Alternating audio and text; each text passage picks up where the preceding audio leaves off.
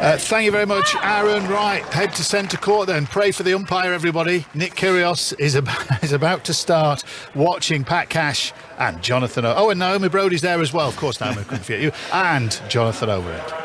Good afternoon, everybody. Welcome inside centre court. There's a buzz around the place. It is the first meeting of these two players. They are both unseeded in the draw. It's a wonderful opportunity, first of all, before we get into whether the circus comes to town today. What a wonderful opportunity for either of these men to make the quarter-finals of Wimbledon. By the end of today, by the end of Monday, which used to be Manic Monday, of course, it used to have all the last 16 matches played around the courts, just the respective other halves that weren't played yesterday. We will know the quarter-final lineup. It's the time when we sort out the men from the boys in the men's singles, if you like. We will be left with only 8 by the end of the day, and this is the first match of the day here on centre court. Kyrgios has just practiced an underarm serve during the knock-up.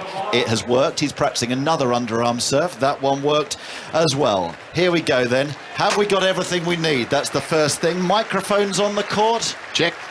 Supervisor sitting by the court. Check. Naomi Brody, Pat Cash, Nico Hellworth, the umpire, Brandon Nakashima, Nick Kyrgios and popcorn.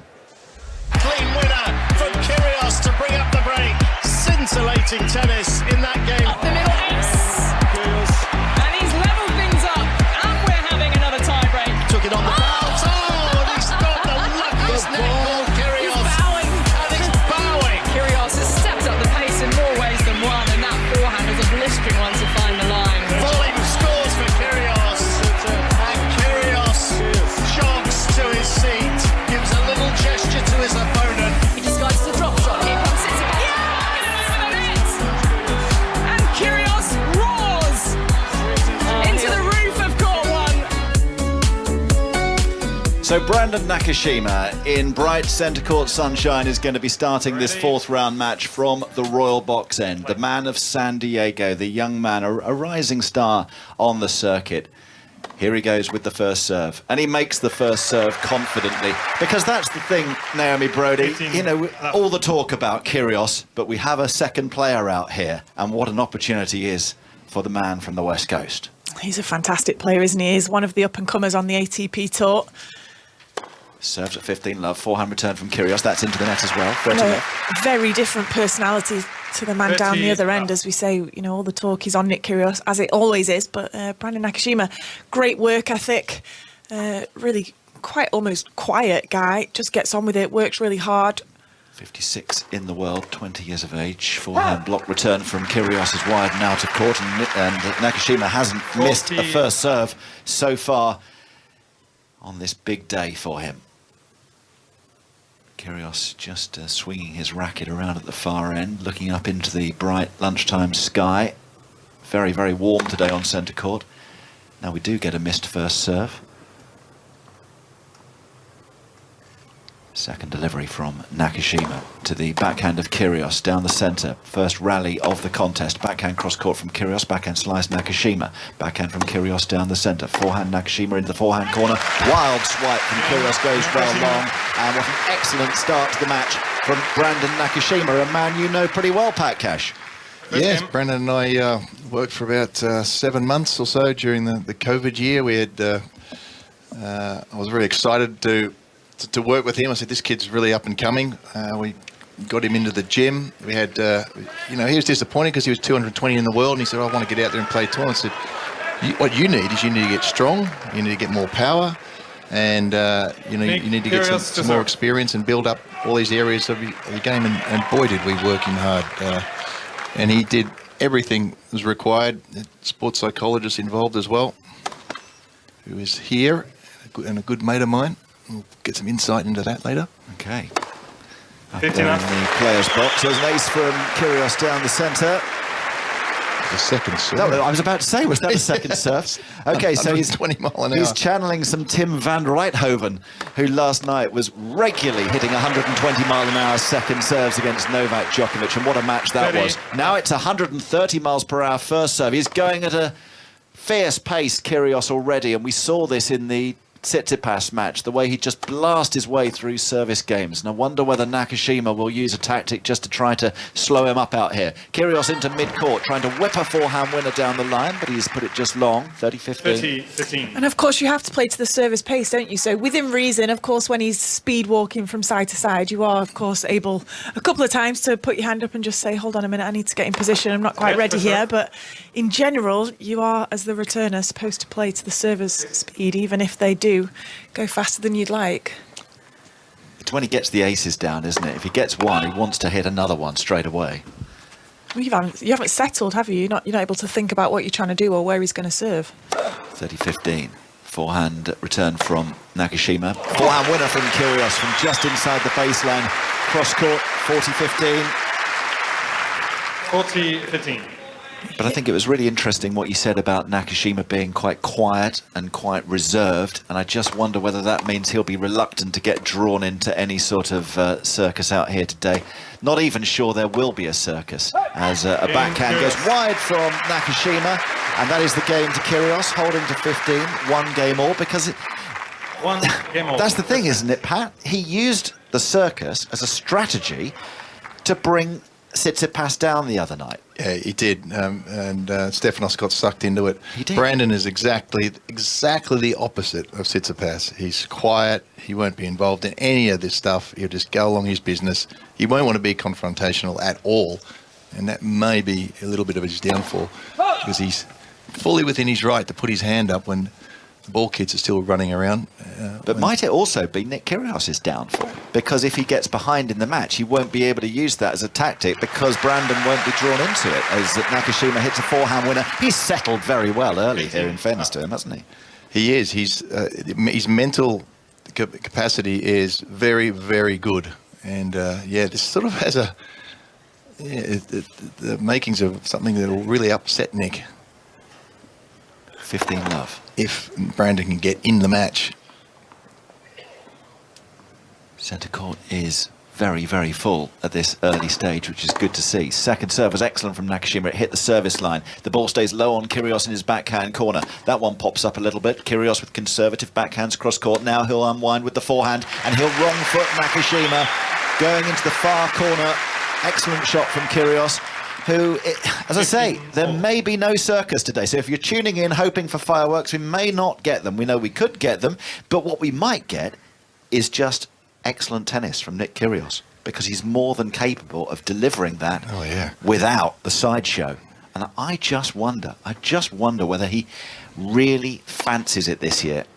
And maybe today he might just click into a really focused gear. Backhand down the line he goes with an attempted passing attempt with Nakashima at the net, but slightly wide. 30-15 the score. He absolutely fancies it this year, and I think that winning the dubs at the Australian Open is just giving him a taste for what it's like to win a Grand Slam, and I think he wants one in singles, and I think he knows that this is a great opportunity this year, having had the draw open up ever so slightly. Yes, sir. You have still, of course, got Rafa and Novak left in, so it's not going to by any means be easy, but with Berrettini, Cilic, all those favourites catching COVID and having to withdraw at the start of the tournament, he's had more of a free run. Yeah, there are fewer people left in the draw who you feel realistically could beat Nadal and could beat Djokovic. But on his day, on grass, Kyrgios is one of them. As Nakashima's second serve pops up shoulder high to the backhand of Kyrgios, the return goes wide and out of court. Winner of this one will play the winner of that Garin de Minaur match, which de Minaur is dominating at the moment. 2-0 he leads into a third set tiebreak, and de Minaur ahead in that one as well. Nakashima serves at 40-15, just wide. The royal box full to our right. There is acting royalty in there today as Nakashima double faults. There's have a listen to these Knights of the Realm. Sir Ian McKellen is there, Sir David Suchet is there, and Sir Mark Rylance as well. Three of the great British theatre, TV and film actors of our time. Game point Nakashima once more. One game all, early stages. I mentioned the umpire, it's Nico Hellworth from Germany. Will he have a busy day, or will it be trouble-free? Forehand down the centre from Kyrgios whips one with topspin cross court. Nakashima nets, and Kyrgios has got him to deuce in the third game. And I absolutely think he picks and chooses, Nick, when and how much of the circus he wants to bring to town on each and every day, because I think, as we were saying, he knows that it's not going to affect Nakashima in the same way that it did Tsitsipas. So if anything today, I think when we do see outbursts, it'll be more from frustration in his own battles that Feliciano Lopez was talking about. So he's just made Nakashima think a bit here with his serves. Second serve was excellent from Nakashima as Kyrgios skipped well inside the baseline to return. That was brave. 107 miles per hour. It's his advantage. Yeah, didn't have much of a second serve a couple of years ago, Brandon.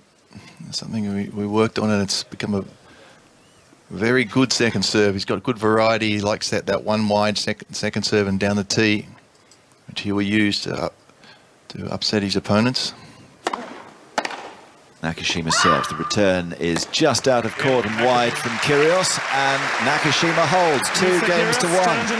Kyrgios is going to challenge, but he's already sitting on his chair. He's put his racket down, so I think the confidence is low that this will get overturned. No, he's just wasted a challenge unnecessarily, and the tennis is good, Tony. Nakashima 2-1 first set. Good stuff, Jonathan. Thank you. We'll break away briefly from the tennis, go to Edgbaston. Ellie Oldroyd's there. The Indians' second innings is over, Ellie. Yes, all out for 245, so England will need 378 to win this game, and they have the whole of tomorrow and most of the rest of today to do it in. So all out just after half an hour after lunch. Ben Stokes taking all 3 wickets to fall after the interval. Jasprit Bumrah, the last man out, hitting a short one from Stokes for 6 and then getting caught in the same place by Zach Crawley. He was out for 7. So it has been a very satisfactory day for England. They've taken all 7 wickets. Stokes finishing with 4 for 33, and England will chase 378 to win. Cheers, Ellie. Thank you. Ball by ball coverage over on 5 Sports Extra from the TMS team if you want that. We heard Jonathan mention a moment ago that there's a third set tie-break on court number 2. Aaron Paul's got the details. And Christian Garin has just faltered at set point. He served down the line now, and Dominor is returning. Garin leads 6-3 in this tie-break, and Christian Garin of Chile has done ever so well, and he's just taken the third set on tie-break, Tony. So Dominor leads 2-1. Garin taking the tie-break 7-3. Cheers, Aaron. Thank you. Straight back to centre now. Jonathan Overend. Nick Kyrgios of Australia here in the 4th round of Wimbledon, serving against Brandon Nakashima, the 20-year-old who lost to Cam Norrie at Eastbourne. Kyrgios is ready to go with the serve, and there was an example of Nakashima walking very slowly over to the other side of the court after that ace from Kyrgios. 30 love. 40 love. Another ace. Well, it's a heck of a serve. It's unplayable. It really is. It's underarm serve now from Kyrgios. First serve. Well, I told you he was practicing them in the knock-up. There was the first. The pantomime starts, and now he shapes twice to do another one and hits a regulation serve. So it's only taken 11 minutes, and Kyrgios is bored already. Backhand down the centre, and it's long. 40-15. See, I think he does it. There's kind of method in his madness. Yeah, I agree. I remember when he was playing Liam at the Australian Open, his serving stats were unbelievable. His first serve percentage was way over 80%, and he was winning, way over 90% of the match, and he sustained that for the entire match as well. It was seriously impressive. But it's after he does those massive big ones that he quickly nips in the underarm. As I say, it's method in the madness. Forehand drive from Kyrgios down the centre. 40-15 point. Kyrgios netting with the backhand. Just takes a little look at the court surface. That seems to be sort of regulation behaviour these days. When you hit one halfway up the net, just take a little look at the court and you'll get racket. Or the racket. You'll get the commentators sort of searching for excuses. Blocked return on the forehand from Nakashima. Drop shot from Kyrgios. Nakashima's there though. Steers it cross court but into the net. And we're level at 2 games all. One of the things that Tsitsipas didn't do very well was return serve. He didn't. He returned very poorly, other than a couple of small patches here and there. And that was the last match of the day. And there's a lot of toughs on the grass at that stage in the last match. And some of the turf that's been dug up. Not so much, of course. Nothing being the first match today. should be easier to return in theory, and I think Brandon is a better returner than Tsitsipas. Second serve at 2-all, backhand return. Kyrgios, forehand from Nakashima, lands on the service line. Kyrgios then with greater depth on his forehand, sets him up for a cross-court backhand. There's power behind those ground strokes. Now he'll whip one cross-court via the net cord. Nakashima doing well to stay in this rally, and he's rewarded because Kyrgios nets with a forehand. 15 love. So did you work with Nakashima, Pat, after his... Because he played one semester of university, didn't he? Yes. When he was young, I think he was only 17. Yeah, that's right. He did very well in his college. That was the path, and he thought, well, I'll have a go at that. And he went on the tour for about a year, and then I joined him. Serves well down the centre. Kyrgios nets on the return. And why did he decide to only play the one semester? Because you see some guys go for maybe 3 years and leave just before the final year because they want to go pro. Was he just that good? He just went on and played some tournaments and did well, and thought, okay, I'm ready. Yeah. Forehand return. Out of court from Kyrgios, only just 40 love. But again, it's a nice angle, isn't it? Because it proves that everyone's journey is different. Yeah, so many different pathways to take. College is a very good thing to go through, particularly the women, because they get a lot of scholarships. I mean, Brandon did get a scholarship anyway, but the men's scholarship's limited because there's the American football, they have 60 scholarships or something given away. Backhand return on the stretch from Kyrgios. Forehand from Nakashima trying to close out a love game. Blistering forehand from Kyrgios, but brilliant from Brandon Nakashima because he stood up to it. He took it on the full, on the rise, on the front foot, and he scores with a winner himself. And considering the build-up, considering the centre court stage and the packed crowd, this has been an excellent start from Brandon Nakashima, who leads by 3-2 as we go with serve, Gigi.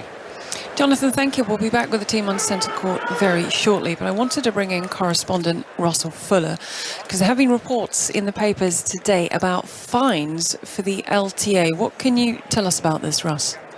Yes, this is a story that first appeared in the Daily Mail saying that the LTA has been fined £620,000 and the All England Club £207,000 for banning Russian and Belarusian players from this summer's grass court events. Now, my understanding is that is absolutely accurate, although neither the LTA nor the All England Club nor the WTA, for that matter, are currently making any public comment. And I think that's because an appeal process is underway. It seems as if these fines will have to be paid in full before any hearings can take place.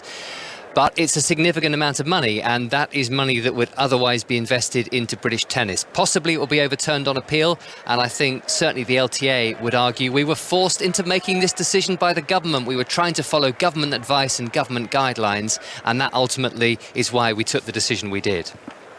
Thank you, Russell. Yeah, we remember that the ATP and WTA reacted to Wimbledon banning the Russians and Belarusians by stripping Wimbledon of all the ranking points, which is really becoming more of a talking point now as we go further.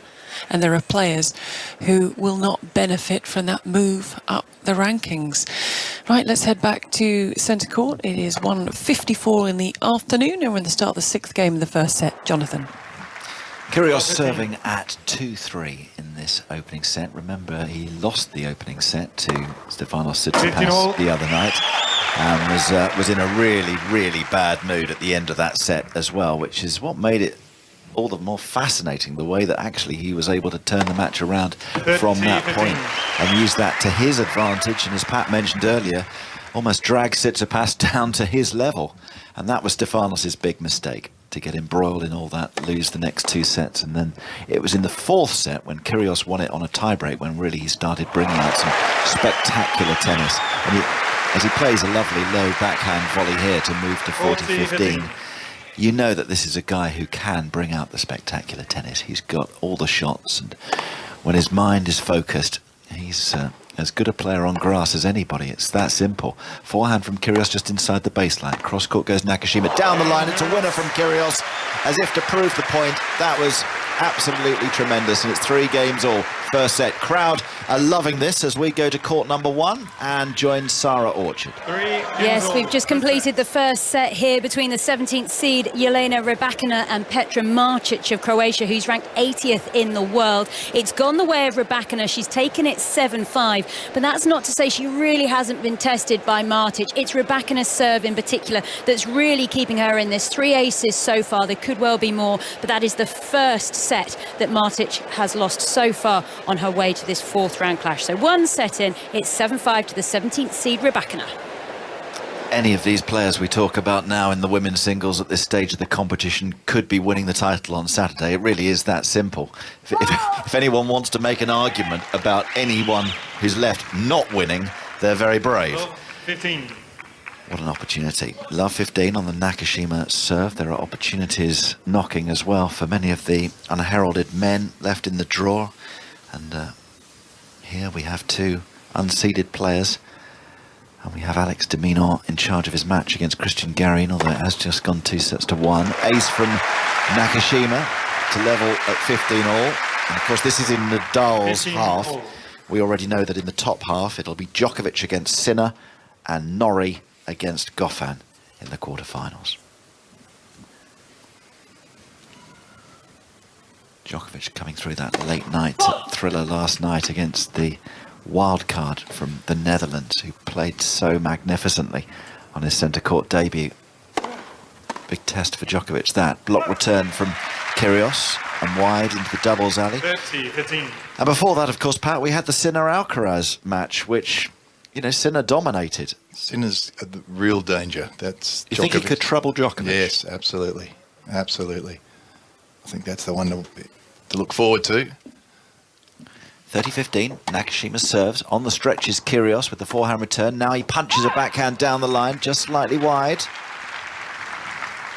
40-15. It's a seriously quick tempo match, isn't it? They're barely having any rallies. Yeah, good backhand exchange in the last game. I'm sorry, earlier in this game, and Kyrgios came out away with that, and that's Nakashima's strength, so that'll give him confidence. Forehand return on the drive from Kyrgios into the net, low down into the net. He shakes his head, Kyrgios, in disgust at that return. 4-3, the American leads in this opening set. So, Pat, you know Brandon Nakashima's team very well. Give us a little bit of insight in the camp in terms of their preparation for this match. Well, he's had a bit of a rotating coaching head coaches. I don't know this coach very well. A slightly older guy from I can't remember his name, to be honest, but I'm getting the feedback a little bit because I had dinner with Brandon's sports psychologist, who was sort of filling me in yesterday. Obviously I followed Brandon's career since working with him. He's a terrific kid, he really is. He's about as nice a kid as you could possibly want. So I'm sort of getting the feedback there, but a little bit from Henrik, the Swedish, who's worked with everybody from all sorts of sportsmen, Jimmy Connors as well. Oh, really? In his career, yeah. Okay, so what's he saying? What's the top line from your chat with Henrik? Well, it's about in this match. It's about playing to hit Brandon's own pace, but it's obviously sometimes it's very difficult. But I think his game matches up pretty well against Nick. He's very solid under pressure. And comes to tiebreakers, he's got a very good tiebreak record. Brandon won't make any unforced errors. He doesn't have a lot of. He's not super quick around the court, and I think that's going to be the issue in his career. And with Nick's pounding balls down, you got to be able to get some of these back. Okay, here comes a Kyrgios service game, and we'll watch this one closely because it could be over quickly, although he's just holding his right shoulder there after playing that first serve, which was an ace, so I wonder whether we might get ready for an underarm serve here. This would be very Kyrgios. No, straight over the top. Block return from Nakashima, and that's out of court and wide. 30 love. Sometimes you never quite know whether he's just adjusting his layers, because he's got a few on down there. The white baseball cap on the wrong way round. 30 love, serves, hits the line. The return is into play from Nakashima, and he's in the rally. Backhand drive from the American, and the Aussie goes long. What I think Nakashima does really well is he keeps the ball really deep. He neutralises well from his opponents. He keeps it really deep, but almost straight down the middle. And I think that's really good against someone like Nick, not only because he's tall and it's going to jam him, but gives him no angle to play with. And I think that's why we're seeing these rallies pretty short, because Nick's just going... He's just trying to overpower him, isn't he? And if he's not getting the winner early on, which he's not got any angle to do so with those sorts of shots that Nakashima's trying to hit back to him, then he's just bailing out. Another unreturnable serve, 40-15. And it's it's sort of known that if you can get onto Nakashima and blow him away, that's the way to do it. It's obviously not every player has that. Either that or just grind him down, because he uses the pace very well, Brandon. Hasn't got a lot himself. Second serve, too strong from Kyrgios. 115 miles per hour second serve. It just spins off the frame of Brandon, whose wrist is probably hurting from that. 4 games all. First set. 4 games all. All he can do is concentrate on his end of the court, not worry about... Well, it's the old classic thing. It's just watch the ball. Yeah. I mean, whoever's holding the ball, doesn't matter if it's Bjorn Borg or Nick Kyrgios, whatever, you're actually playing against the ball. Yeah, it's an interesting way of looking at it, absolutely. And when you've got the balls ready to serve, then the game can be completely on your terms. How well are you going to serve? Now, passing chance from Kyrgios on the run. There's a cross between a flat forehand passing attempt and a lob. He shaped to lob it on the run there, but it went wide. 15 love. But that's why I'm impressed by Nakashima so far. Only 20, so relatively inexperienced. He's settled very early. He settled immediately, in fact, in that first service game, which he won to love. And he looks like he's played out here several times. Return into the net from Kyrgios. Good variety of first serves from Nakashima. He's mixing it all up. He's not giving Nick any time to settle. He's got one in the body. That was a beautiful one in the body. Some second serves wide. 40 left. All right, there's another ace. And that's his second of the match so far to take him to 40 love. His first serve percentage at the moment, 58. So he's almost missing as many first serves as he's making, but he's got a very good record when he gets the first serve in, winning 93% of those points. He's actually only lost 1 point behind his first serve so far in this match, Nakashima. The second delivery was too ambitious, long, and it's a double fault, but no, not a bad time to do that at 40 love. Yeah, it's the one he likes to do, just throw that one down the middle there, but just overcook that a little bit. And as I said, not a bad time at 40 love. No break points so far. We had that one deuce game, didn't we, on the Nakashima serve, which was the third game of the match. That's the closest anyone's come so far, as Kyrgios just bumps a backhand out of court on the return. Another fine delivery from Nakashima. The points are short, the controversy is low, and it's Nakashima leading Gigi 5-4 first set. Thank you, Jonathan. Tony and I have been reunited. I've never seen Tony get to centre court this quickly. Normally he says, yeah, I'll be there in a minute, and there's a little stop, and he goes this way and that way, but you are. So I wanted to ask you. Yes. So the majority of the people along this commentary box see a lot of Nick Kyrgios, commentate on a lot of Nick Kyrgios. As you said yourself, you find him exciting, it's fun, you want him to explode. Are you waiting for him to... Do you need him to explode now, or will it be a disappointment? All I will say, and forgive me because I was wandering backwards and forwards, so I've not heard every minute of commentary. All I will say is I'm here, but so's everybody else. I have never seen the centre court so busy this early. But do you any need... day this week. If Kyrgios wins, if Kyrgios wins very comfortably in straight sets, 4-3 and 2, is that not enough for you? No. Do you need something to happen? Yeah, and I feel guilty saying that. But I was a big fan back in the day of Nastase and McEnroe, and I'm hopeful the guys here might name some other players in that mould, because my brain won't take it in. The so-called bad boys.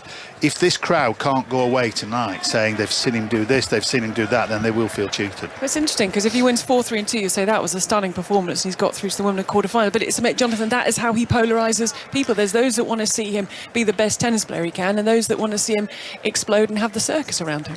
Yeah, and I think that's an interesting observation from Tony. And of course, McEnroe has it in the contract to say you can't be serious everywhere he goes. But then McEnroe also had days, as you know well, Pat, he also had days when he was focused.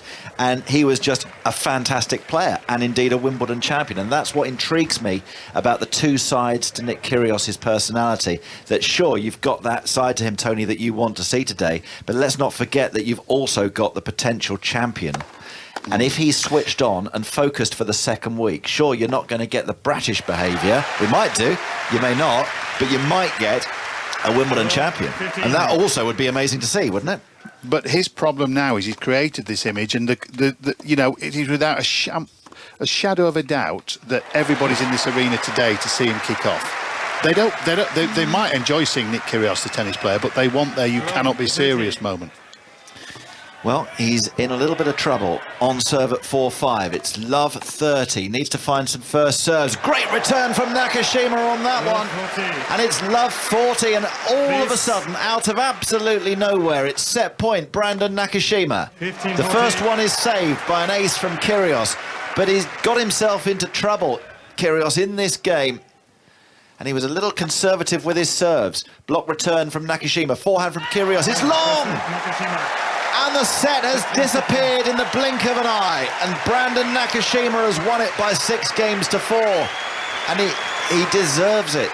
Very, very good stuff from Nakashima. But what a sudden twist right at the end of that set. Well, Nakashima came up when I talked about how good a returner he is. He hit the first 3 returns like bullets straight back to Nick's toes. Or 3 out of those 4 returns were right back to his toes straight away. And that's Brandon's strength. Nick kind of knows that by trying to blow him away with the other games he did. He was serving 2-3 aces, wasn't he, in second serve. And the footwork, not there. Maybe a bit like John McEnroe, maybe he needs a pick a fight with somebody to get himself fired up. And it certainly looks that way so far. Maybe all the talk about how poorly he behaved the other night, and he's saying, okay, I'm on centre court here. Let's behave a little bit. And first time I saw Nick on centre court, I'd worked with him as a junior. I took him away in Junior Davis Cup as a captain of Junior Davis Cup, and I saw his talent. And I sat here pretty much by myself watching him just tear Rafa Nadal to pieces in straight sets. What year was it? It was 7 years ago. And that was the first time we really saw him come through. And I was watching him on the side courts as well. I was sort of supporting him. We know how good he can be. So he doesn't need the circus around him to play good tennis, but it seems like today he needs something to fire him up at the moment. Second set. Sorry, Pat. Second set just about to get underway. We will just break for the news briefly, though. Back here very, very shortly. Stuart Clarkson's here with the news. Listen on BBC Sounds. This is BBC Radio 5 Live. Bedfordshire police say at least 2 people have been injured, one seriously, after a gas explosion at a block of flats in Bedford. A large part of the building's roof has collapsed. The BBC's Justin Dealey has been at the scene. Speaking to people that were in that block of flats at the time, the doors came off the hinges, the windows were blown out. As soon as they then went out into the corridor, that there was large amounts of smoke, so they got out as quickly as they possibly could. Now, when those people got to the ground level, they looked back at the building. Again, they saw the windows that were smashed out. They looked at the roof. The roof was on fire. And the flats we're talking about here, they are 3 stories high. And we've heard reports of people jumping out of the 3rd floor to safety. So that happened this morning at 9:20. Also today, Downing Street has admitted the Prime Minister was aware of reports and speculation about the alleged sexual misconduct of the former Deputy Chief Whip, Chris Pincher, before his appointment in February. Mr Pincher has been suspended from the Conservative Parliamentary Party after a complaint he groped 2 men last Wednesday and has since faced a series of fresh historical claims which he denies. Number 10 says he wasn't blocked from taking the job because the allegations were unsubstantiated. A 22-year-old man suspected of killing 3 people at a shopping centre in Copenhagen yesterday has been charged with murder. Danish police believe it was a random attack and not terror-related. Protesters are targeting motorways in England, Wales and Scotland today in a demonstration over high fuel prices. Police have warned there could be serious disruption through the day. Earlier, the M47 crossing was blocked by the slow-moving convoy. 1 person was arrested for unsafe driving in Devon. And EasyJet's chief operating officer has resigned after a series of flight cancellations and disruption at the airline in recent weeks. The company says Peter Bellew has resigned to pursue other business opportunities, and they've wished him well. It comes as thousands of EasyJet flights were cancelled, some at short notice. Wimbledon 2022 with Gigi Salmon and Tony Livesey on BBC Radio 5 Live. More centre court action to come in just a second. Just a reminder, the Women's Euros kick off this Wednesday. England-Austria is our first commentary at 8 o'clock kick-off Wednesday night. The next day we have Norway against Northern Ireland, another 8 p.m. kick-off. Loads of commentaries to come. We'll keep you updated. And before we return to the action here on centre court, Sarah's watching the action on court number 1. Yes, keeping a close eye on the 17th seed in the ladies' singles fourth round match between Elena Rybakina. There she is at 40 love at the moment in this second set. She'd taken the first set 7-5. She's taking on Petra Marčić of Croatia, originally born in Split. And I have to say, at the moment, Rybakina is looking strong. She's got a great first serve. She's dished up quite a few aces, but Marčić keeps on coming up to the net like she is right now and just misses a passing shot from Rybakina. And this is going to be a tasty finish between these two. They keep on changing whoever is leading at the moment. Rybakina takes the first set 7-5, but at the moment, as you hear from our chair umpire, we're on serve in this second set. It is 3-2 to the Kazakh Rybakina. Thank you, Sarah. Here on centre, the Aussie Nick Kyrgios not having it all his own way, and on court number 2, the Aussie there, Aaron Paul, is being pegged back. He is. Christian Garin leads 3-1 in this fourth set here. Tony, the Chilean, seems to be gaining confidence with every point he wins, though saying that de Minaur has just pulled it back to 3-2, and the Aussie leads 2-1. This one, you feel, could go all the way. It is absolutely fascinating. Thank you, Aaron. Here on centre, Gigi's moved next door into the commentary hot seat for this second set. Hello, through the window. Hello. I might shut my blind in a minute, but thank you very much. You could do that, couldn't you? I could. I think someone can. No, I won't. I promise. Thank you, Tony. Yes, early stages. Second game. Oh, as Tony shuts the blind. Second game of the second set. Brandon Nakashima, the 20-year-old, in his second appearance, made his debut last year. Took the first set 6-4, breaking the Kyrgios serve to 15. Nakashima has come out and held serve in the first game of the second set. We're going to start to hear some mutterings from the crowd. Kyrgios at 30-15, and Naomi Brody, we were saying during that break that Kyrgios almost sort of fumbling around at the end of the set. He looking for something to get him going. Yeah, he's almost quite lethargic, isn't he? I wonder if he's just having a bit of a down day physically. It's a long tournament to play in a Grand Slam, and again, Nakashima just, as Pat said, his returns are just almost clipping the toes of Nick Kyrgios. They're right back at his feet as soon as he's landed, and right now Kyrgios just struggling to deal with it. It's one of the best backhands on the tour, flat. Doesn't do so. Ooh. It's 30-all. Kyrgios just doesn't move the feet. Dumps the forehand into the net, and then it's an early break point. Another return right back to the feet, isn't it? Just no angle to play with, is there, for Nick? Misses the first serve out wide. The ball girl will get that ball a little bit later because Kyrgios is so quick. 2 points. Serve down the tee. The forehand through the middle of the court, and the forehand into the corner. The off forehand from Kyrgios zipped past Nakashima, and the break point saved. Clipped the net on the way across.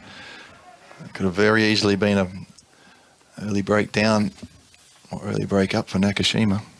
35 minutes on the clock. The serve down the tee is an ace. Kyrgios came into this match with 68 aces through the 3 matches.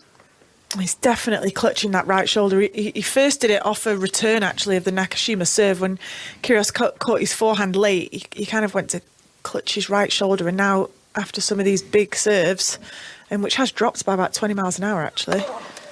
Serve down the tee, the stretch, and the forehand through the middle of the court. The forehand cross-court from Kyrgios. Kyrgios has got a game point here. Doesn't move his feet, but finds the corner of the court. He shakes his head despite winning the point and the game for 1-1. And that has always, Pat, been a question mark about Nick Kyrgios, the fitness, and will the body hold up?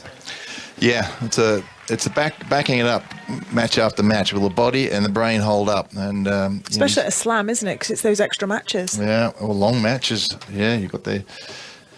And he hasn't been able to so far in his career.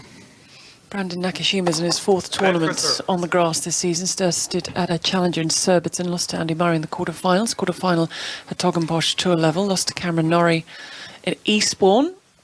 And his scalp here was Denis Shapovalov in the second round, the 13th seed. He won't give Kyrgios anything. He's got an old head on young shoulders for the 20-year-old, but that's a service return winner that flew past the lurching Nakashima. Along the 15. Yeah, Brandon going for the body serve, which has worked really well so far in the match. That time, Kyrgios was a quick sidestep and gave himself plenty of room, didn't get jammed. Serve down the tee, forehand snap back through the middle, pushes Nakashima back behind the baseline. It's where he stays with the backhand into the middle of the court, and that forehand does not find the court from Kyrgios. Unforced errors, as Nick done here, is just coming off his racket. There's so many of them at the moment. And again, it's that same shot, isn't it? It's the deep central ball. He's just got no angle to play with, and he's going for too much. He's trying to get Nakashima on the run, but he's just not got the space to play with that he's used to. He's also rubbing the right shoulder once again as he gets ready to return serve. Nakashima's quickly back into position. Don't need a shot clock with these two on court, do you? Don't need the 25 seconds. Kyrgios thought about coming in, stays back behind the baseline, plays double-hander backhand to the double-hander that sits up a little bit from Nakashima, brought down and deep from Kyrgios, netted from Nakashima. Just sitting up ever so slightly too much there from Nakashima on the backhand, and Nick wants to play down on the ball. You can see that the ball's just skidding through to Nakashima, who ended up catching that one a little bit late. 2:15 in the afternoon, Monday, day 8, week 2. It's not Manic Monday, because we played yesterday. Is it like Calm Monday? Calmish. Calmer Monday. Calmer. Middling Monday. Serve into the body of Kyrgios, who bunts out the backhand. He goes back to the backhand wing, cross court to the Nakashima backhand. Nakashima back into the centre of the court, plays a slice this time. Kyrgios has time to run round, hit the inside out forehand. Nakashima with the backhand inside the baseline. Kyrgios on the defensive, going further and further back. Kyrgios lofts the forehand, drops it middle court, backhand cross court onto the line from Nakashima, into the net from Kyrgios. And that's Brandon, the smallest fist pump of all time there, and that's about all you get from him. Did you see it? You probably missed it. You blinked. It was just like you really...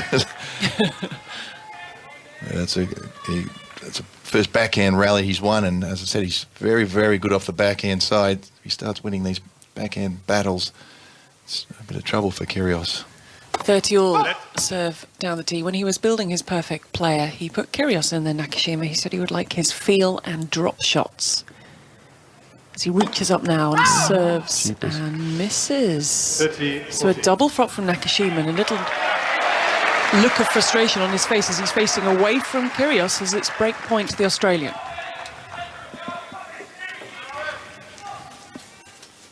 Sun breaks free from the cloud, shines down on centre court, a packed centre court as Nakashima reaches up and serves out wide, misses his mark. Tony at change of ends.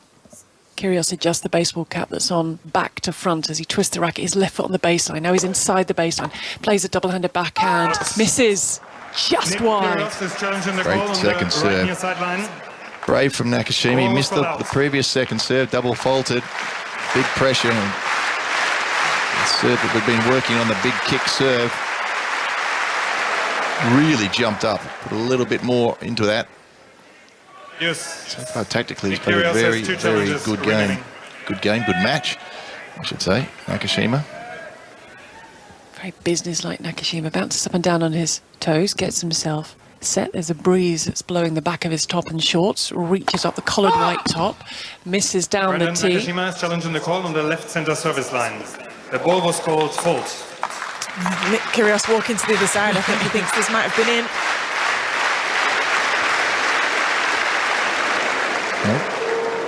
Back he goes. Just makes Nakashima wait a little bit longer, who is ready to serve. Kyrgios is back in position. Nakashima rocks forward, arches the back, slams the ball down into the body, and he misses, and that's another double fault. Advantage Kyrgios. Brendan Nakashima has 2 challenges remaining. He's a little bit worried about Nick's power. He slapped a couple of big second serve winners. Not particularly important points, but it's obviously stuck in Brandon's head there. We're getting more facial expressions from Nakashima as he turns away from Kyrgios, walking towards the back of the court. More than he'll give his opponents. The ball boy collects the loose ball. They have to really run all the points underway, and the ball boys are still running. Serve into the body of Kyrgios. It's back in play in the middle of the court. Nakashima tees off, and Nick Kyrgios has the break. He trudges. Nakashima trudges back to his chair. 41 minutes on the clock, Tony, in this match, and Brandon Nakashima leads by a set, but Kyrgios a break 2-1 in the second.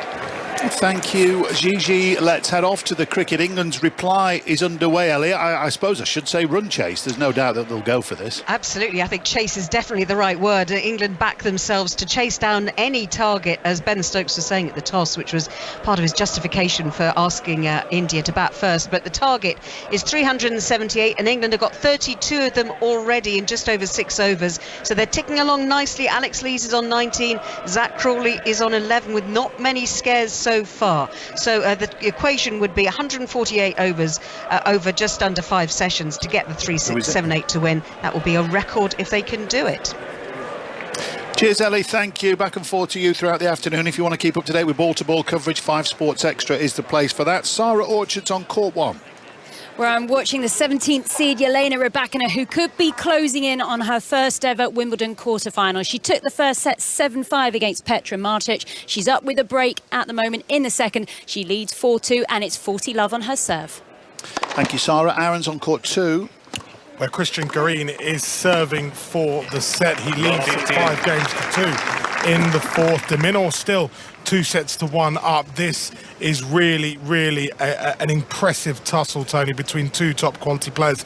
Don't forget Christian Garin, out of all his defeats well, in fact, it's De Minaur who's beaten him the only time as an Australian. The only time Green has lost to an Australian, in fact, is to Alex De Minaur, if I can get my words out correctly. De Minaur leads 30-love in what could be the final point of this fourth set.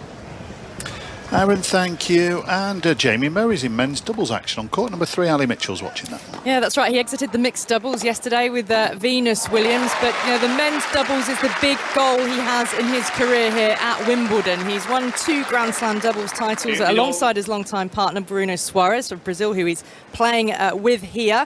The one time he made the Wimbledon final in 2015, that was with the Australian John Peers. John Peers on the opposite side of the net today with Filip Polashek.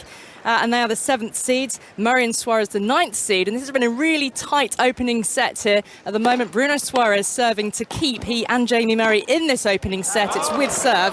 Peers and Polashek leading 6-5.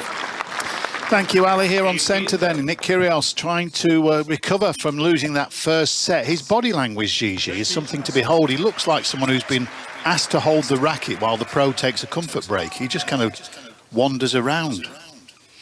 He's not feeling at his best at the moment, and Kyrgios fans will need to worry about the body more than the mind right now, despite the fact that he's easing his way to 40-love, looking to consolidate the break. When they resume this game, to which the trainer was called, no medical timeout actually took place, but a discussion was had, and he was pointing to that arm of his box, man to a woman, stood up and applauded him as he trudged to the back of the court to get himself set. He's taken a little something. There was no manipulation done or needed at this stage. He will hope it will dull any pain that he's feeling as he comes forward towards the net very casually, plays the volley, drops it over. He's at 40-love, the pick-up. There's so much skill in just the little finger of Nick Kyrgios, and that's the touch that Brandon Nakashima would build into his perfect player. He consolidates to love, but, Naomi Brody, there is a worry because the trainer did have to come out to Nick Kyrgios. And I think that's why we're seeing him being so quiet out there today. I think his mind is probably slightly elsewhere, being on his probably the pain in his shoulder. He saw, as you say, the doctor and the physio both came out. He obviously didn't want any kind of strapping or massage on it. He just asked for some painkillers, I think, and so hopefully in the next 10 minutes or so they should start to kick in and he maybe feel a bit better. Brandon Nakashima, meanwhile, just aces out. Well, I mean, to be honest, Pat, the body language of both of them's not that great. Nakashima, it's normally sort of head down, no expression. There's a little bit of a trudge about both of them at the moment. Yeah, we tried to get that out of Brandon, but he's a very quiet sort of kid, but he could definitely improve that. But that's just the way he is. Forehand from Kyrgios off his shoelaces, centre of the court. The heavy inside-out forehand. The half volley from Nakashima showing the touch that he's got as he moves to 30-love. A tiny bit of a slip there at the back of the court. Nick Kyrgios, I think otherwise he would have made a better attempt to get up to that drop volley there from Nakashima, but we're starting to see the rallies extend ever so slightly. I wonder, just as the match goes on and they start to fatigue a bit and the serve percentages drop and the mile per hour drop a little bit, we might start to see some longer points. A dipping return of the forehand to the feet and the off backhand played by Kyrgios. Kyrgios then just the weight, not much of a take back, but lays into the ball. He plays the tweener through his legs. Nakashima goes inside out. The squash shot from Kyrgios. Nakashima's mid-court goes into the corner. Kyrgios goes backhand cross court. What a point! That will get the crowd on their feet. A tweener in the middle of it. He goes on to win the point. There's a gentleman to my left saying, come on everybody, show him a bit more love, and it's 30-15. This is what they bought the centre court tickets for today, as we were saying. It's the busiest that the stadium's been this early in the day so far for the entire tournament. They're all in. They wanted to see Nick, and they've not been able to really see much of what they come to see yet, have they? They're here for the entertainment, not to watch a nice tennis match. That's the sort of stuff they want to see, the in-between in the middle of the rally for no apparent reason. And he went on to close out the point. He leads by a break. That was a good weighty serve from Nakashima. What Nakashima did very well in after the point and after the crowd and after the tweener is he went back to the towel, and he took a long time to get back to and to calm himself down. Again, slowing the play down. Very, very clever. Nakashima serves out wide. The forehand, it's a leathered box, redirected, soaked up the power of the pace, drops it short down the line. No celebration, no fist pump. But boy, Pat, what a way to finish off that game from Nakashima. Yeah, he's got fantastic hand-eye coordination, Brandon, and you saw that after the return from Kyrgios. Was a slap forehand as hard as you've seen almost as hard as you've seen any served throughout the tournament. And straight back to the almost to the toes of Nakashima, who just blocked it, and then it flew straight down the line. Perfect redirection, wasn't it? It was a fantastic point. Yeah, he's developing himself very nicely, Brandon. He was not much of a volleyer, but you could see that he's got the willingness to go out there. Starting to play a lot of doubles. His younger brother, is one heck of a doubles player. What's the age difference there? Because Brandon's only 20, isn't he? Yeah, I think 2 years. Is he still juniors, or is he out of juniors? I think he's out of juniors. Yeah. Different person, almost opposite personality. He's bubbly, he's giggly, he's quite chunky, but he's got the most massive forehand. It's like a Kyrgios forehand, and then they play doubles. I hear the reports of them. They play some local doubles, or when his brother was playing some juniors, they said the kids would literally back off the net because they'd start going backwards because they think if this forehand comes to me, he's going to kill me. It's the fear hand. Yeah. Interesting to see the different boxers. The Nakashima boxer is laid back as their man. There's nearly twice as many in the Nakashima box, though. He's quite a small box this year, Nick Kyrgios. He's only got about 10 people in his box. Yeah, and I guess for Nakashima, this is such a big moment. 20 years of age, centre court against Nick Kyrgios, and he's doing them proud so far. But the Kyrgios, he's quite, I don't want to use the word needy, I'm going to use the word needy. It does feel that Kyrgios is quite a needy person, and his girlfriend is travelling with him full-time. The box at the moment, they are standing up at the end of each game. They are leaning over, they are clapping, they are telling him, they are urging him. Challenging the call on the right sideline. Ball was called fault.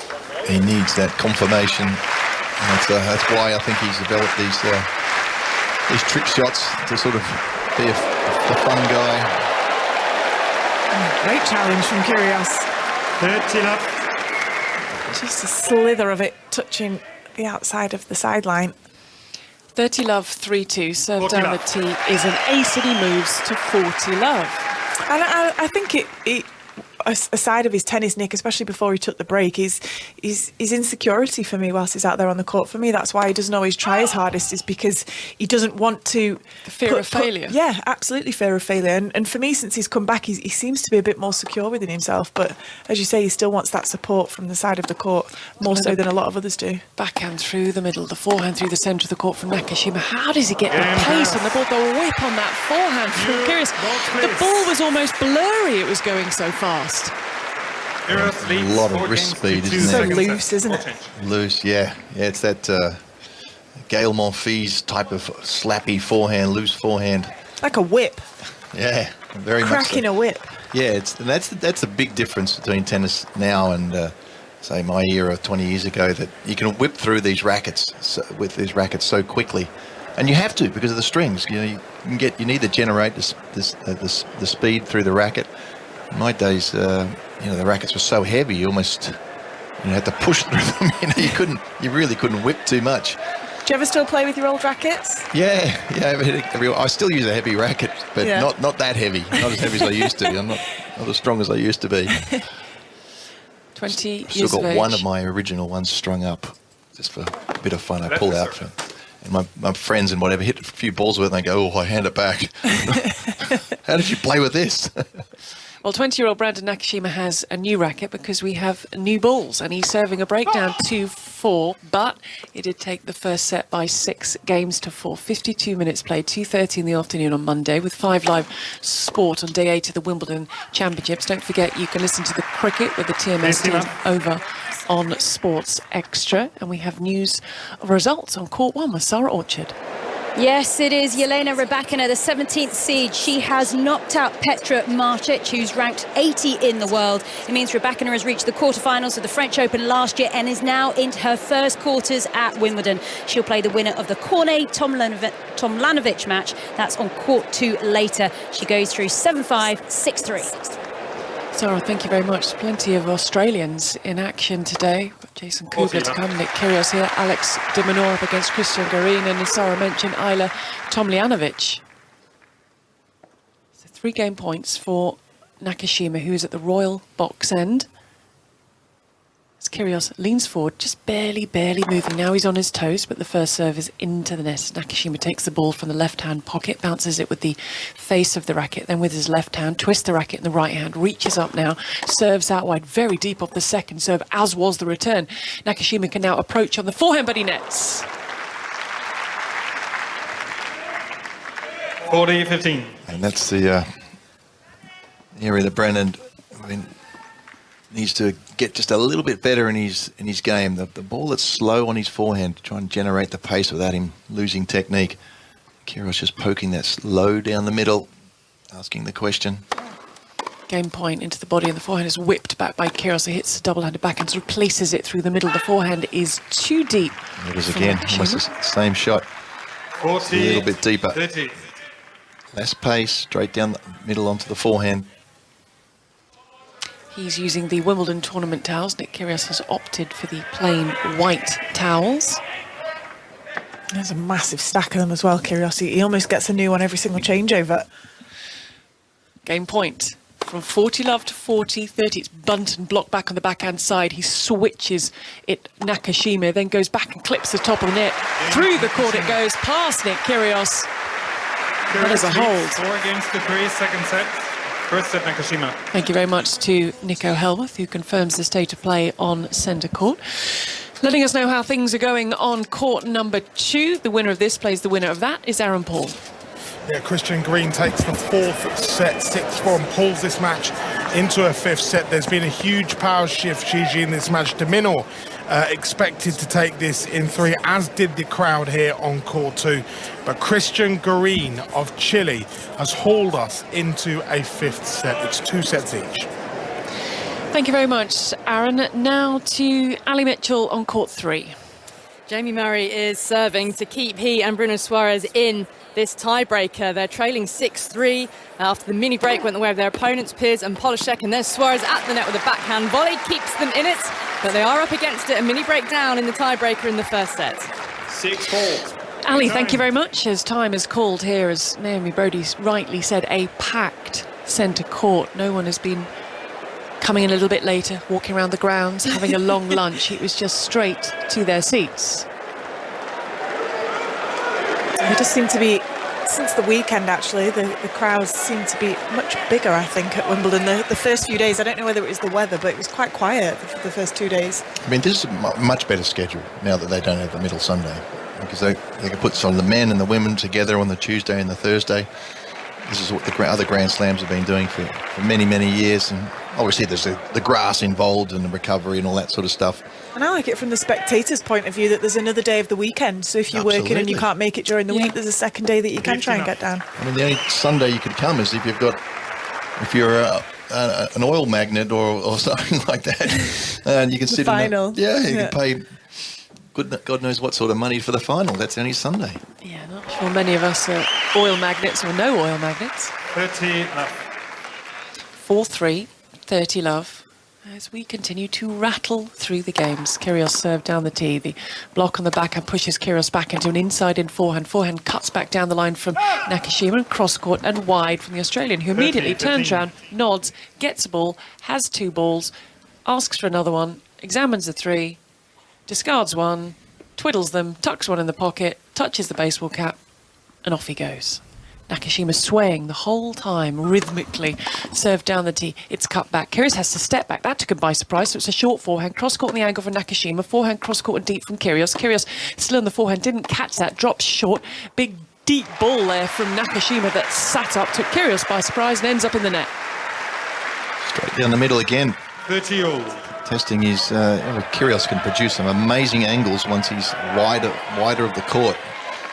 And accuracy down the line, so good play from Nakashima, saying, okay, I'll hit it right down the middle. You won't be able to get that angle. It's more times than not, it's causing the error. 30-all. Reaches up with the serve and serves down the tee. Absolute bullet. Has to be one of the fastest we've seen of the tournament. 137 miles per hour. Maybe the painkillers are kicking in. They will be. It's been about 15 minutes now since he's taken them, so yeah, absolutely will be. Game point for 5-3. Kyrgios leans forward, rocks back, reaches up, serves. Hits the top of the net. Nakashima waits, wide stance, back behind the baseline. A point for Kyrgios to go 5-3. And that is an ace, and he shrugs out the shoulder again. Moves to 5-3. Pat, have you ever seen on a singles court, not doubles court, have you ever seen on a singles court Nick Kyrgios actually enjoying himself? Because he always looks as though they've opened the door, they've shoved him out, and they've said, you're not coming back in until the match is over. Him enjoying himself, you mean? On a doubles court, yes. Oh, yeah. But on a singles court, have you ever seen him truly enjoy himself? The most miserable match I ever saw was him playing Andy Murray in the US Open. It was literally... It was so much grumbling going on. I was like, and the cameras put it on the loser of the point every time. It's the body language. It's the way he. I know he has that slight hunch anyway with his stance as he stoops forward, but there's just nothing about him that I can't remember many times when he looks like he's actually enjoying himself out there on tennis court. I think he said that as well. He says, I don't really enjoy tennis. You know, there's times I do, but backhand cross court. That's why. Kyrgios backhand cross court again. I mean, he said earlier on, didn't he was making the money for the Nick Kyrgios Foundation and it's his job and he wanted to make a difference and that's how he could make a difference as he redirects backhand down the line. Now he scampers the forehand side, goes down the other line, he's at the net. Doesn't need to play the volley because it is long from Nakashima. Well, when he's in the rallies, he can manoeuvre Brandon around. As I said, Brandon's not the quickest player. So Nick was very patient there, just sort of pushed him side to side, wider, until he had plenty of space, hit the ball, with control, not blasting it, and knew that Brandon was not quick enough to get across for that. So it's clever, measured play. I feel we should wait for Naomi Brody to come back to discuss serve speeds because she said she thought that might have been the fastest of the championship. 138 I saw the other day. I don't know who I forgot who I was. Well, he's officially fourth. 3 of them on 137 with Bublik and Tiafoe, and then John Isner is out in front with 138. So joint second or fourth, however you want to look at it. That's fast, either way. 135. 30-15. And if you hit the line at 110, it's an ace. Nakashima in position, serving towards the raw box. Nick Kyrgios leans forward and sways. Now he does a little bounce, but it's an ace out wide from the American. So he moves to game points. It's one of his biggest ones, 121. So Brandon's doing the right thing. He's just staying with Nick. He played a poor game, made a few errors, Brandon, but lost the break. Game points. Misses out wide. Back into position. Ball is already out of the pocket on the left side of the shorts. Kyrgios twisting the racket, steps up to the baseline now. Kyrgios with the forehand doesn't catch that short ball, draws Nakashima in. Kyrgios with the backhand nets, and that is the point, and that is the game. And with the match clock, Tony, having just clocked over the hour mark very shortly, Nick Kyrgios will be stepping up to split sets as he serves for it at 5-4. Yep, and we'll be back for that. Let's break for the news now. Here's Stuart Clarkson. Listen on BBC Sounds. This is BBC Radio 5 Live. 2 people have been taken to hospital, one with serious injuries after an explosion at a block of 20 flats in Bedford. Fire crews say the blast engulfed the 3-storey building and that a large part of the roof has collapsed. Downing Street says Boris Johnson was aware of reports and speculation about the alleged sexual misconduct of the former Deputy Chief Whip Chris Pincher before his appointment in February. Mr Pincher is no longer sitting in Parliament as a Tory MP. After a complaint last week, he groped 2 men. Since then, he's faced a number of historical claims which he denies. And a number of people have been arrested after demonstrators today targeted motorways across Britain over high fuel prices. There were 12 arrests after a protest on the M4, which led to the Severn crossing being closed. Another man was arrested near the A38 in Devon. Wimbledon 2022 with Gigi Salmon and Tony Livesey on BBC Radio 5 Live. It is heating up literally and metaphorically here on centre court. Somebody's just been escorted out right in front of the commentary box here. A lady who wasn't wearing a hat. It's absolutely sweltering out there. And Nick Kyrgios will be feeling the heat as well, Gigi, because he needs this set.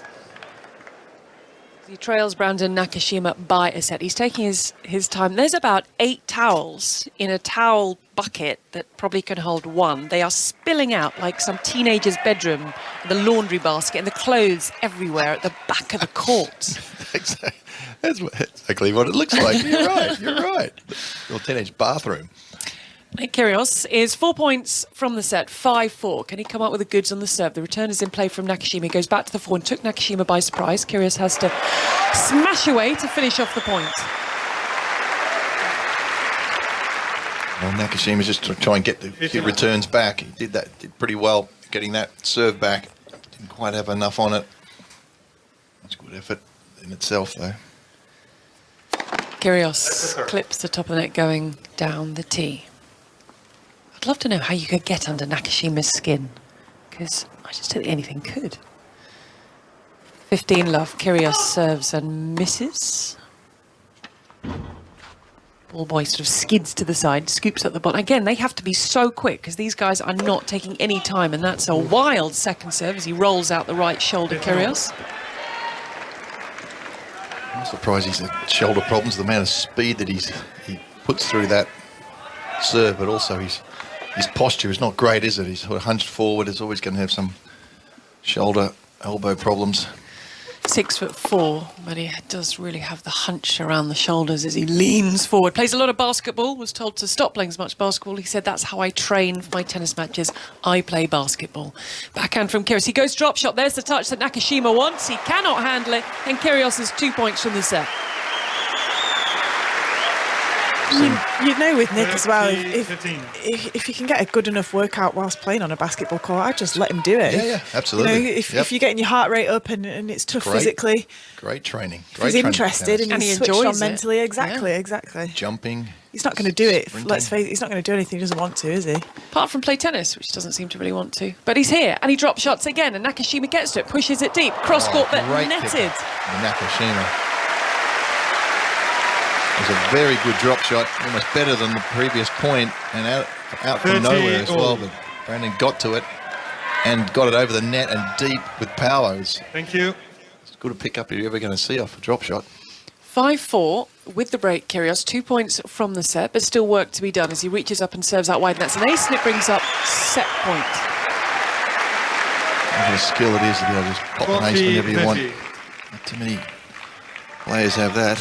Pete Sampras, of course, and then some of the real literally giants of tennis can do it. Set point, Nick Kyrgios to split the sets. Reaches up, serves down the tee. There it is. There is no emotion from Nick Kyrgios. His box are, every person in the box is on their feet. Kyrgios, head down, back to his seat, sits down. 6 games to 4, and Pat Cash through an hour and 5 minutes and 2 sets that have been split. Someone joining us now, how would you sum up what we've seen to this point? Got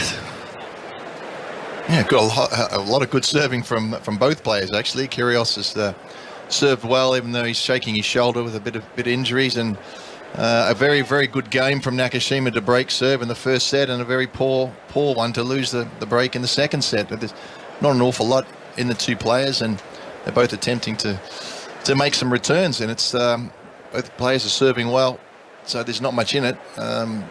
Nick seems very restrained. I think he feels like he can win. He should be able to win this match, and if he puts his head down, and he's got a great chance of challenging for this title.